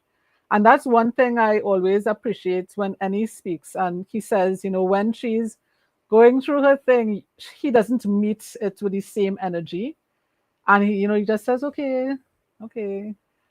that I appreciate about you, and anything, I know you think we rag on you and we just give you a lot of flack for what you're good thing, but when you say that, I appreciate that about you, because and you, at least you understand that she's going through her stuff. Maybe she's not ready to admit that she's in menopause, and you're not meeting it and saying, okay, let's get divorced too. I appreciate that about you. Yeah, I listen. Just want to acknowledge Professor Roxana and seeing you. Welcome. Arlovin, welcome. Oh, Garth, hi, welcome. So one last question. How do you protect yourself, your mental health, your self-care, so that you are able to support your partner? And give us the best tips that you have. I know Annie sometimes plays video games, so just let us know some of the things that work for you moving forward. Annie, I see you laughing. I'm going to start with you, right? And don't tell me be away from her fixing houses for 6-8 weeks, and that helps you. I'm laughing because I got away with the last question. Yay! Anyway, I'll answer this one. Let's move on very quickly. Let's do this question. Where's the heels? No, literally, I find my peace. You muted yourself. You're on mute, Annie. Muted, right? Okay. So now everything everyone said. I got away with the last question, Lisa. That gives me joy. That gives me most joy. So let's move on very quickly to this question, right? Everything everyone said so far is part of how I find my peace, I suppose. I think of making time just to talk for the sake of it, to have conversations, and to be. I'm the happy guy around the house. It's like, what's happened to you? I'm just happy. I think I find something in that. I think finding my happiness in life as a whole. I think that matters. I'll say to anyone, find your purpose, find what you like doing, and get into it. The conflict will come, but you have to find. So I just retreat into what I like doing. And saying if I have to disengage, as Jay said, I disengage and I run the other way very quickly. So somehow or another, I don't know how. Well, it's a Nigerian thing. In Nigeria, it's customary to have separate rooms, separate everything, separate sitting. I got my own living room. My son's got his own living room. My wife's got her own living room. We'll come together in her living room every so often, but literally we can escape to our rooms and find our peace. Of course, and I say we'll make time to talk. Listen, I'm the happy one in the house. I'm the jovial one. And she's like, why are you so bloody happy? What's happened to you? Because there was a time when I wasn't that happy, when I was misery guts, really. But I found my joy and I found my happiness, right? I find that. I'm glad you don't admit sex dies. Tell everyone. Tell them. Yes, it dies in menopause. Sorry, people, if you think otherwise. No. So I was talking to a friend of mine this evening. She's like, I'm 49. I'm like, yeah, I know you're 49. I met a hunk. I'm like, and you ain't gonna do nothing with him. So why are you talking about it? That's Annie's well-being, right? Look, I think finding time to just to have a laugh. That's why I say, and don't hold on to anything for too long. Like I say, because 1 minute you get screamed at, next minute we're having a laugh. That's the way I'd like my house to be. So almost everything's forgotten instantly. You have to have that mentality, and let's move on. Like you say, I said earlier, Lisa. It's not personal. It's not even aimed at you, even though you're the recipient, you're the victim of the abuse for a second or two. You can't just move on. Just say, oh well, another episode. Let's see what happens tomorrow. I can see Jay's dying now. Jay's thinking. I'll leave it there, I think, Lisa. Thanks for that. But I like your mentality around it. Realizing that it's not you. Yes, you're the recipient. Unfortunately, you're the only one there. But it's not you, and not taking it personal. I think that's so important. So I love a lot of the mindset um, tips that you give, and that the things that you work in your marriage. So I appreciate you being here and There's sharing. one practical one I would love to, if I can add this, please. I Yes, think it's please. important for me in my household anyway. I think we let my wife indulge herself in what she likes. Her thing is the dogs. So yes, there's time I used to walk the dogs religiously. I'm like, no, you walk the dogs. You spend time with your babies. Talk to them if you want. Do what you like, right?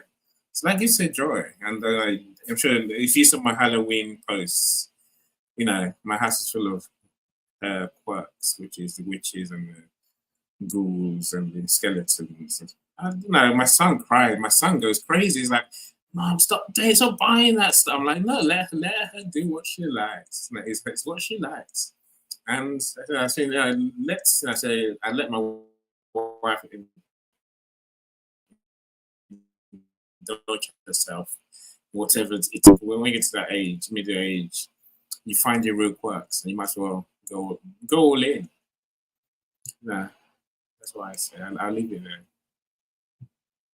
there. Thanks for that. One thing I do want to touch on a little bit. I know for many women, and like you said, sex stops after a while. And this is because we don't understand what's happening, and it's because of menopause. But there are options to help with that. Hormone replacement therapy is one of them, which is why I'm really excited that the FDA removed that black box label, as I was talking about earlier in the show, remove the warning off of the medication. Because one of the ways to bring back libido, help with vaginal dryness, and a lot of the issues that prevents that intimacy is hormone replacement therapy, which is very safe. So moving that warning hopefully gives women that option, hopefully gives doctors that information to tell their patients, listen, this is an option that you can use, so that we don't, maybe next 5 years, we won't be saying the same thing. Sex stops after a while, because it really doesn't. It's because of the hormones, and women don't know their options that can help. So hopefully we have that more research, more information coming out. And just want to quickly answer uh, Sharon's question about how it affects indigenous people. Again, we need more research. Most research, not just for menopause, most research across the board for different topics are done on white populations and white men in particular. So we don't have a lot of information when it comes to menopause, when it comes to mixed race populations, Black populations, indigenous people. Hopefully, again, because we're having these conversations more often, the powers that be, researchers say, okay, this is something important, and start to go into those areas. So thanks for that question. David, how do you deal with your self-care? I know you also moved to a beautiful country. Does that help with your self-care? Tara and I have been away from the States now for 4 years now, being and living in Colombia for 8 months, living in Mexico for 2.5 years, and now here in Bangkok, Thailand for the last, 6 months. And, it does take a lot of stress on, us as a relationship, us as a business, and then us individually, and then being away from home as well. And so I think, some of the key things that we put in place, like I talked about earlier, was really being able to just being preventative with, expectations, and, knowing what time of the month it is, what time of the week it is, hey, and another thing is, we talk about menstrual cycle, but as we get older, we also have to eat, and make sure we get enough protein and we don't spark off in the morning. That then gets into the menopause and the other issues as well, because we all are humans at the end of the day, and we have to feed ourselves. And that's something that I've known, that I'll look at Tara and I'll be like, hey, hold on, it's early morning. You haven't ate. I haven't ate. Let's get something to eat. So it's being preventative as well, and not having that ego, not having that pride, and not being stubborn, right, to get out of the old ways. Because, Sean talked about, hey, you used to do this and you don't do this anymore. Well, yes, in a way, but there's things that we got to do, to be able to continue those that love and that, that connection. So I think one of the biggest things is just having the connection, having the communication, and then just being responsible enough to control your emotions. And that's easier said, right? I can say it right now, but in the heat of the battle, when everything else comes up, hunger, upset, business, relationship, all those things, especially, being outside your normal comfort zone, it takes a toll. So I think just the emotional awareness and me making sure that I take care of me first, and then I can take care of her.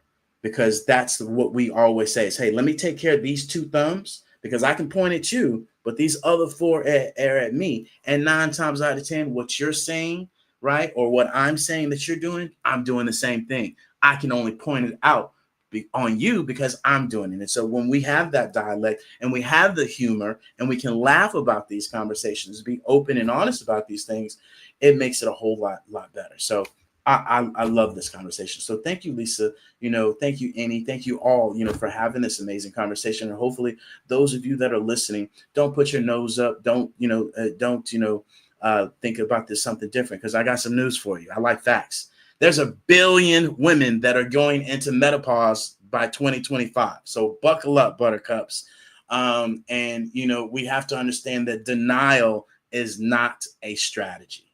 And I think so often we deny on all aspects of our life, from our business, from our technology, from our relationship, from our health, our wealth, our weight, our money. We deny these things, and that denial just stacks up, and it becomes resentment.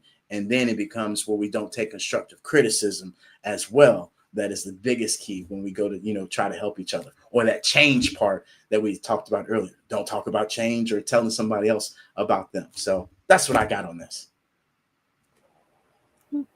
Thank you so much. That important part, you have to take care of yourself first before you could take care of your partner. That stood out for me. That's just, and I think everybody knows it intrinsically, maybe, but to remind yourself that, hey, I need to eat. A simple thing as making sure you have a meal and your blood sugar doesn't drop low, and then maybe something is said and it takes, it could go out of whack. That's so important. And yeah, this month is World Diabetes Month. Menopause causes your blood sugar to be uncontrolled. Many women going through menopause end up being diabetic. So a simple thing as making sure you have balanced meals is so important for that self-care. So thanks for that. Jay, what do you do for your self-care so you could support not just your wife, but the 3 lovely ladies you have also living with you? So self-care in my household is very simple. Tend to the needs of the household so you don't get in trouble. Self-preservation. I think, going back to what Eddie was talking about, really is that be useful thing that he was absolutely true. If you're able to take care of putting away the dishes, right? Washing the laundry, doing things like that, that helps, right? And it minimizes those instances where you do have those heated engagements. And of course, making sure that your LinkedIn live events don't take over your life like it used to.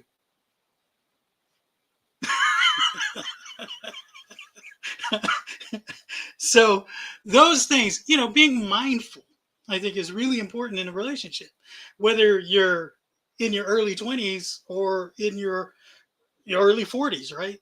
You have to be mindful of the other person. And that means everything, right? From emotional mindfulness to physical and health mindfulness. And when you get that, you're not always going to get it right, like I said earlier, but at least you have the mindset to be able to adjust and adapt and to be able to help, to engage when needed and disengage when needed, to provide humor where humor is needed, to stop making jokes when it's absolutely important to stop making jokes. Because there are times, right? There are times. And so it's going to be a learning process throughout your relationship.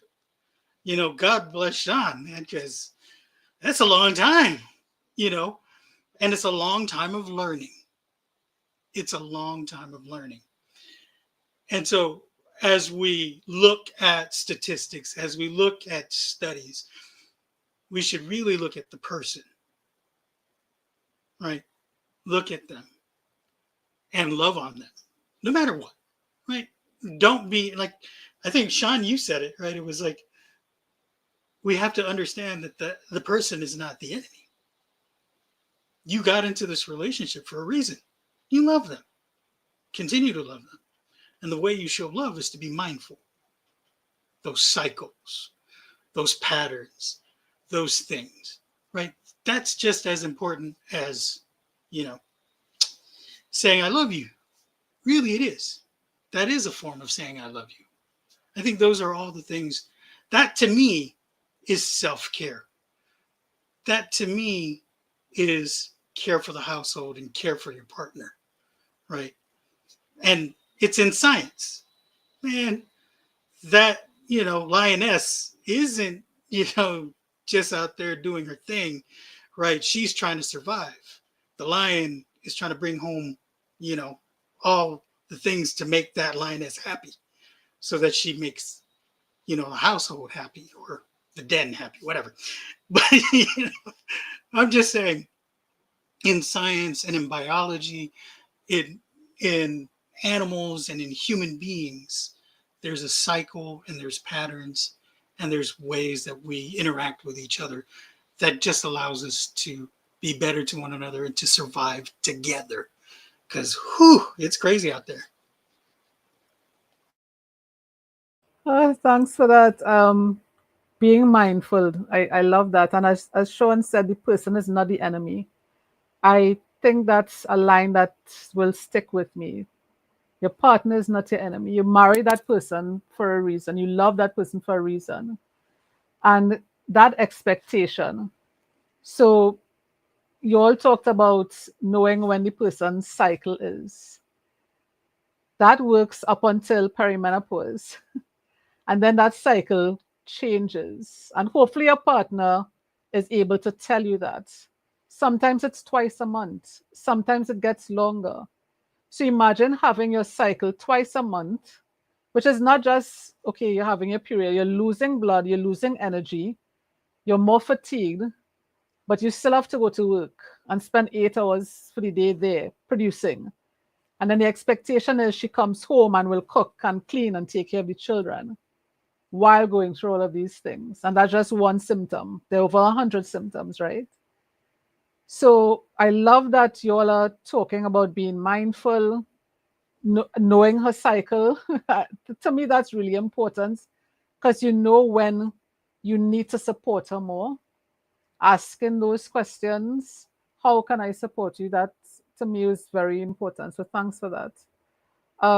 Sean, you wanted to add anything about how you take your self-care? I know you talked about last time sending your wife to have a me-day, but what do you do for Sean?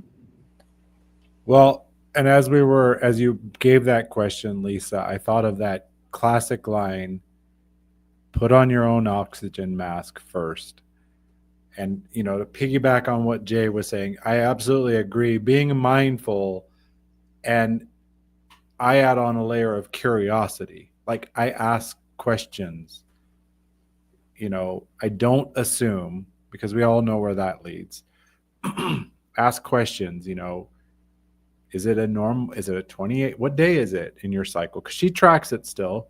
And as you just said, Lisa, it's gone haywire. You know, it's shorter runs, longer runs, extra runs, like it's nuts. But being mindful and just asking, like, hey, seems like things aren't running right with you. You look worn out. You look, maybe not say that, like, are you doing okay? Do you need some extra support? How can I step up? Because if you just say you look run down, that doesn't always go well. And I don't usually do that. But self-care for me, not only about sending her away, I have my times where it's just me. Like, I wake up at 5 a.m. I'm first one up in the house, and I get the coffee going, and I go for a walk on my own, just me. No son, no wife, no me. I get to reorganize my thoughts, be mindful with myself and where I'm at, so that I can be mindful for my household. And other events, like I go away and do things on my own. I have to go do a visa run sometimes in Mexico, and I just go over there for 2 days by myself. It gives me time to recollect, breathe, and say, okay, now I'm more prepared to handle the roller coaster we're on. And I say that on purpose, the roller coaster we're on. I learned long ago, love is a decision, and I make it daily. Right? No matter what, it's a decision, because that romantic, it comes, it goes. It really, science says it lasts about 2 years and it's basically gone. That swoony, movie stuff, it doesn't last more than 2 years. But daily I decide to be with this woman. To go back to David's comment about be impeccable with your word. I made a covenant 34 years ago, till death do us part.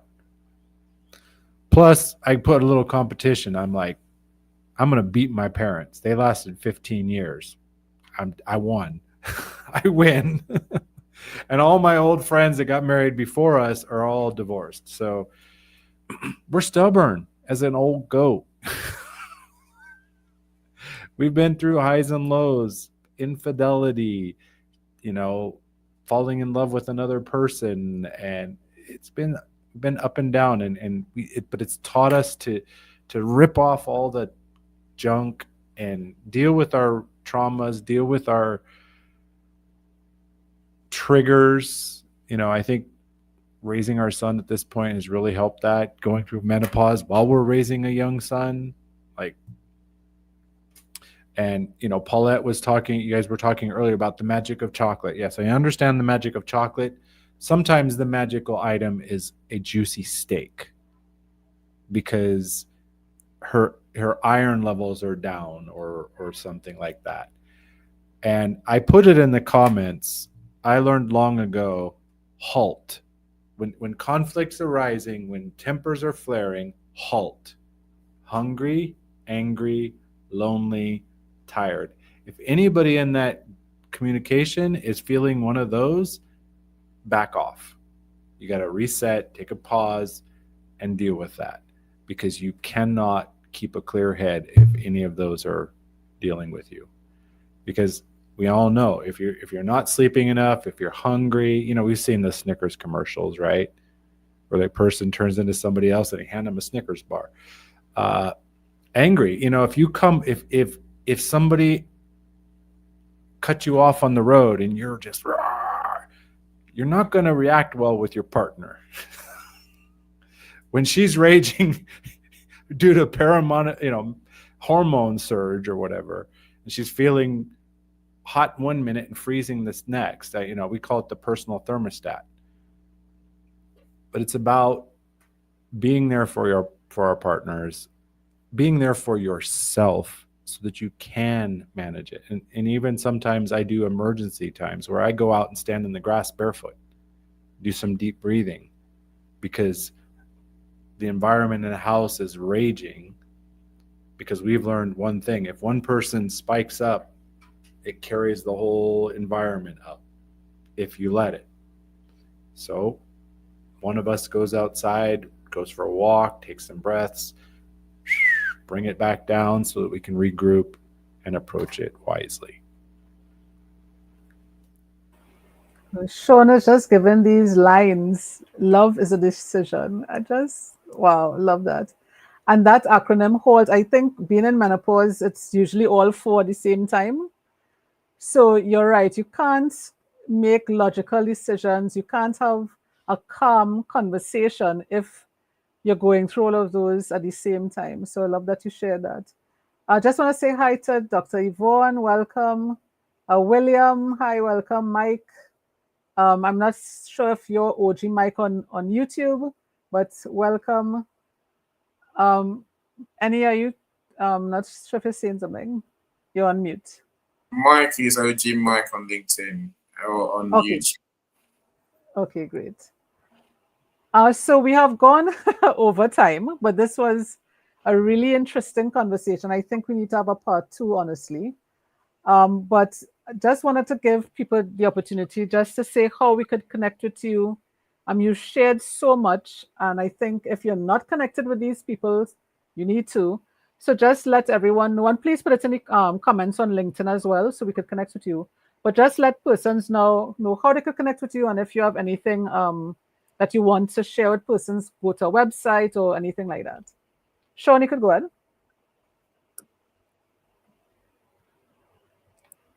You're on mute. Yeah. I actually was punching in a link in the comments so I can just hit go. So as I said before, I work with high achieving people and their partners. I actually have the counseling side, like Paulette mentioned. I trained in university on counseling. I was a pastor of a church for a year. And I studied coaching with like Tony Robbins and other levels. And learning to help people, to guide people through transitioning from an old identity, or especially an identity they've been holding on to that their body's been telling them a long time it's time to let it go because it doesn't fit. It's like that old jacket. You keep it. It doesn't really fit, but I can't let it go. And the new jacket isn't ready, right? You haven't found the perfect jacket at the market, or your identity hasn't fully formed. I have a process called REAL, or Real Mastery, where I guide people to reframe their identity so they can stop seeing change as loss and see it as an evolution, a growth. Learn to embody their strengths. Let's acknowledge where they're strong already. Reconnect with what's true underneath all of this stuff. Align with purpose. I think Annie said it, about finding your purpose. I disagree with finding your purpose. You just got to shut up long enough and your purpose will find you. You're not going to chase it. But, so that your decisions can come from values instead of fear, and leverage support, which is why I love being on panels like this, because we aren't meant to do this alone, right? We do better in community. Whether it's our partner, our neighbors, our online connections, that's where we grow best, where you've got a safe, supportive space. If you want to talk to me about identity work and how it can strengthen your relationship, I'm offering a no cost identity clarity call. It's short, but usually it just takes a small conversation to cause a shift that changes everything. And I'm putting my link in the comments on LinkedIn. Okay, lovely. Thanks so much for that. Jay, how can we connect with you? I know you have a show. I can't remember the dates on. Please remind me. Well, it's every 2 weeks. I do have a show with Americo. I am in 2026 going to resurrect Storytime with Jay and Friends. It's been a while since I've been off the stream, so I need to jump back in. But you can find me on LinkedIn. That's where I usually am. And you can also visit my website. That's ruleyourstory.com. helpless.com. And you'll find some of the books that I'm published in, and you'll find the book that I authored for myself and for a bunch of other people. RuleYourStory.com, right? The book is The Rules of Engagement in Storytelling. And two fine people on this panel actually helped me put that together. And that's Paulette and Annie. And so I appreciate their help. So if you know the work that they do and the insights they've given, man, I cannot tell you how much that meant to me. So I just wanted to shout them out. But yeah, find me there. Find me on LinkedIn. Thanks for that. David, I think it's easier if you tell us what day you don't have a show, because I think you had a show this morning or last night. You're always on LinkedIn. I love your shows. Please let people know how we could connect with you as well. Yeah, absolutely. David Jones, you guys know that owner, CEO of the Hello LLC. You guys can definitely go to our amazing Biz in a Box. It's more than an old, crusty, dusty website that you can read. It is an experience into our metaverse, into utilizing AI and agents. The future is here. Upgrade your business. So we upgrade your website. We upgrade your foundation, your systems. It's not all about metaverse. I know a lot of people say they have the metaverse people, but we literally build your systems, build your foundation, and help you really pivot into the future, because it's here. And, yes, we have a show. It's in the metaverse, so we don't have to be on the old school StreamYard where I got to show my face. Our avatar gets to show up and utilizing, this new engagement. So definitely make sure you guys come and check out our live shows that we have on Tuesdays, every Tuesday at 9 a.m. Central Standard Time, where we have the AI Ed Show. And then definitely check out our Getting Naked podcast. Tara and I talk about our amazing travels and our life experience and our business in Metaverse as well. One of the first podcasts in Metaverse. And then, you guys make sure you go to our website and get our free guide, where if you want to learn how to implement new strategies into your business, go get that. We got 5 of them. And then at the end of the day, change your energy, change your world. And one of the things from the last questions, we talked about taking care of your health. I'd have to say at 42, I was able to run my mile in 5 minutes and 51 seconds about 2 weeks ago. That's pretty damn fast if you ask me. And, when I first started, I was running 8, 10, 12-minute miles.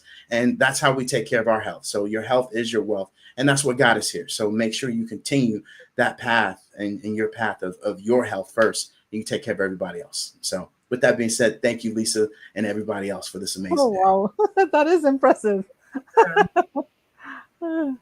Annie, I see you off mic. Go ahead. Oh, sorry about that. Sorry, I didn't know I was off mic. Where was I? I put my profile into LinkedIn. Welcome. Even if it's not just a part 2. You just need to find a conversation you can have. I think middle age is a time where we can do great things. Yeah. So, and I think that's a calling for sure, and calling for David and for Jay. So do come back sometime, right? Mm-hmm. And look, LinkedIn is my home. LinkedIn is where you find me. I say I've got many things going on, but I said I need to get through this month, and then I can focus a bit more on my events. Even if you want to help me with the books, whether it's writing them, publishing them, it's even marketing them, making them bestsellers. Guaranteed. Let's talk. If anyone has any remedy for mice, do let me know. I'm not talking. A cat, Annie. A cat. Yeah, the cats in Cornwall is that's about 7 hours away each way. So I can't go and get my cats. My cats will love it. Phone the council and get the mice catchers out. Rodent catchers, or whatever they call them. The council can come out and do it for you. Okay. I'll try that. I mean, someone said white vinegar today. It's about £30, and my mum had a couple came in her house and ate her cereal, and she phoned the council. Although she owned her house, they still sent somebody out, and they got through the whole of a pipe that somebody had drilled wrongly. It was the size of a pencil, and these mice can do something very clever with all their bones and go so small they can be the size of a pencil. But anyway, that's exciting, isn't it? So Yes, do you want me to tell you about me or yes, not? yes, please. Okay, well, Let's it's change the not. Yes, conversation. yes. I can't run half a mile, let alone a mile. I can't walk at the minute, so I've got a funny hip. But I think the thing that I do obviously is now I'm a grown up. I sort of write children's books, mental health, self-help books for kids, but really they're helping adults too. So they're the sort of books that an adult reads to a child and then they go, oh, I didn't know that stuff. So it's about emotional intelligence and teaching you to remember your inner strength, your gut instinct, your, teaching your subconscious mind that you're not in charge, your conscious mind's in charge, and helping you to reason, which is kind of my thing. But I must very, very quickly tell you before I disappear, very, very, very funny story. My mum, I was an absolute moo every time it was my period at home. Absolute moo. I used to do terrible things like my brother would be doing a jigsaw, I'd steal a piece just because my hormones told me to, or I was just a moo. I don't know. My other brother was an Airfix model guy. The glue would go missing, and everybody knew who'd stolen the glue. But it wasn't me. It was my hormones. It wasn't my fault. Anyway, my mum, I didn't know this. She sat down with my older brother, and she had explained to my brother what was going on with me once a month, and wasn't my fault that I would do these terrible things. It was my hormones, and and we had a dog called Bella, and Bella she'd go on heat every month, and so we knew that this happened, and we would know she had to wear a nappy when she was on heat. Anyway, the following month something happened, and I stole something or I did something naughty. And my brother looked at me and he said, "It's okay. I know. You're just on heat." And I was like, it was like, you want to send somebody over the edge, you tell them they're on heat, But it's one of those things that stuck with me as like humor. Now, as an adult, I find that hysterical. And, and you could imagine, like the word menopause, I mean, this is something, Sean, I'm sure you've thought of yourself. I just think it's about putting men on pause. Men, just go on pause for a moment, take the pause button, hit a break, understand what the menopause is all about. It's basically giving you the option to press the pause button. And I think that is what we are all trying to say in a roundabout way, is that we all need to understand each other, understand that we all need to be mindful of each other, and kindness never hurts. Curiosity I absolutely adore, and I think that if we are looking after ourselves, you can't pour from an empty jug and all that. Exactly the same thing with the oxygen mask. Looking after ourselves is something that we all teach everybody else to do, but we're not always very good at perhaps doing it to ourselves or for ourselves. So I think it's really important that we talk about that, because we can't be the best for our partners if we're not in the right place for ourselves. So I think you're absolutely right, Lisa. That was really important. But yeah, I'm not, never, I will be ever again on heat.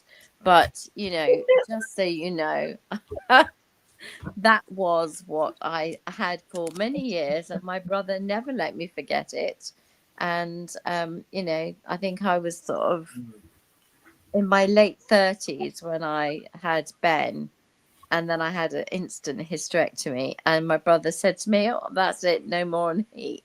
And I was like, not the time, not the place, go away. But I get it.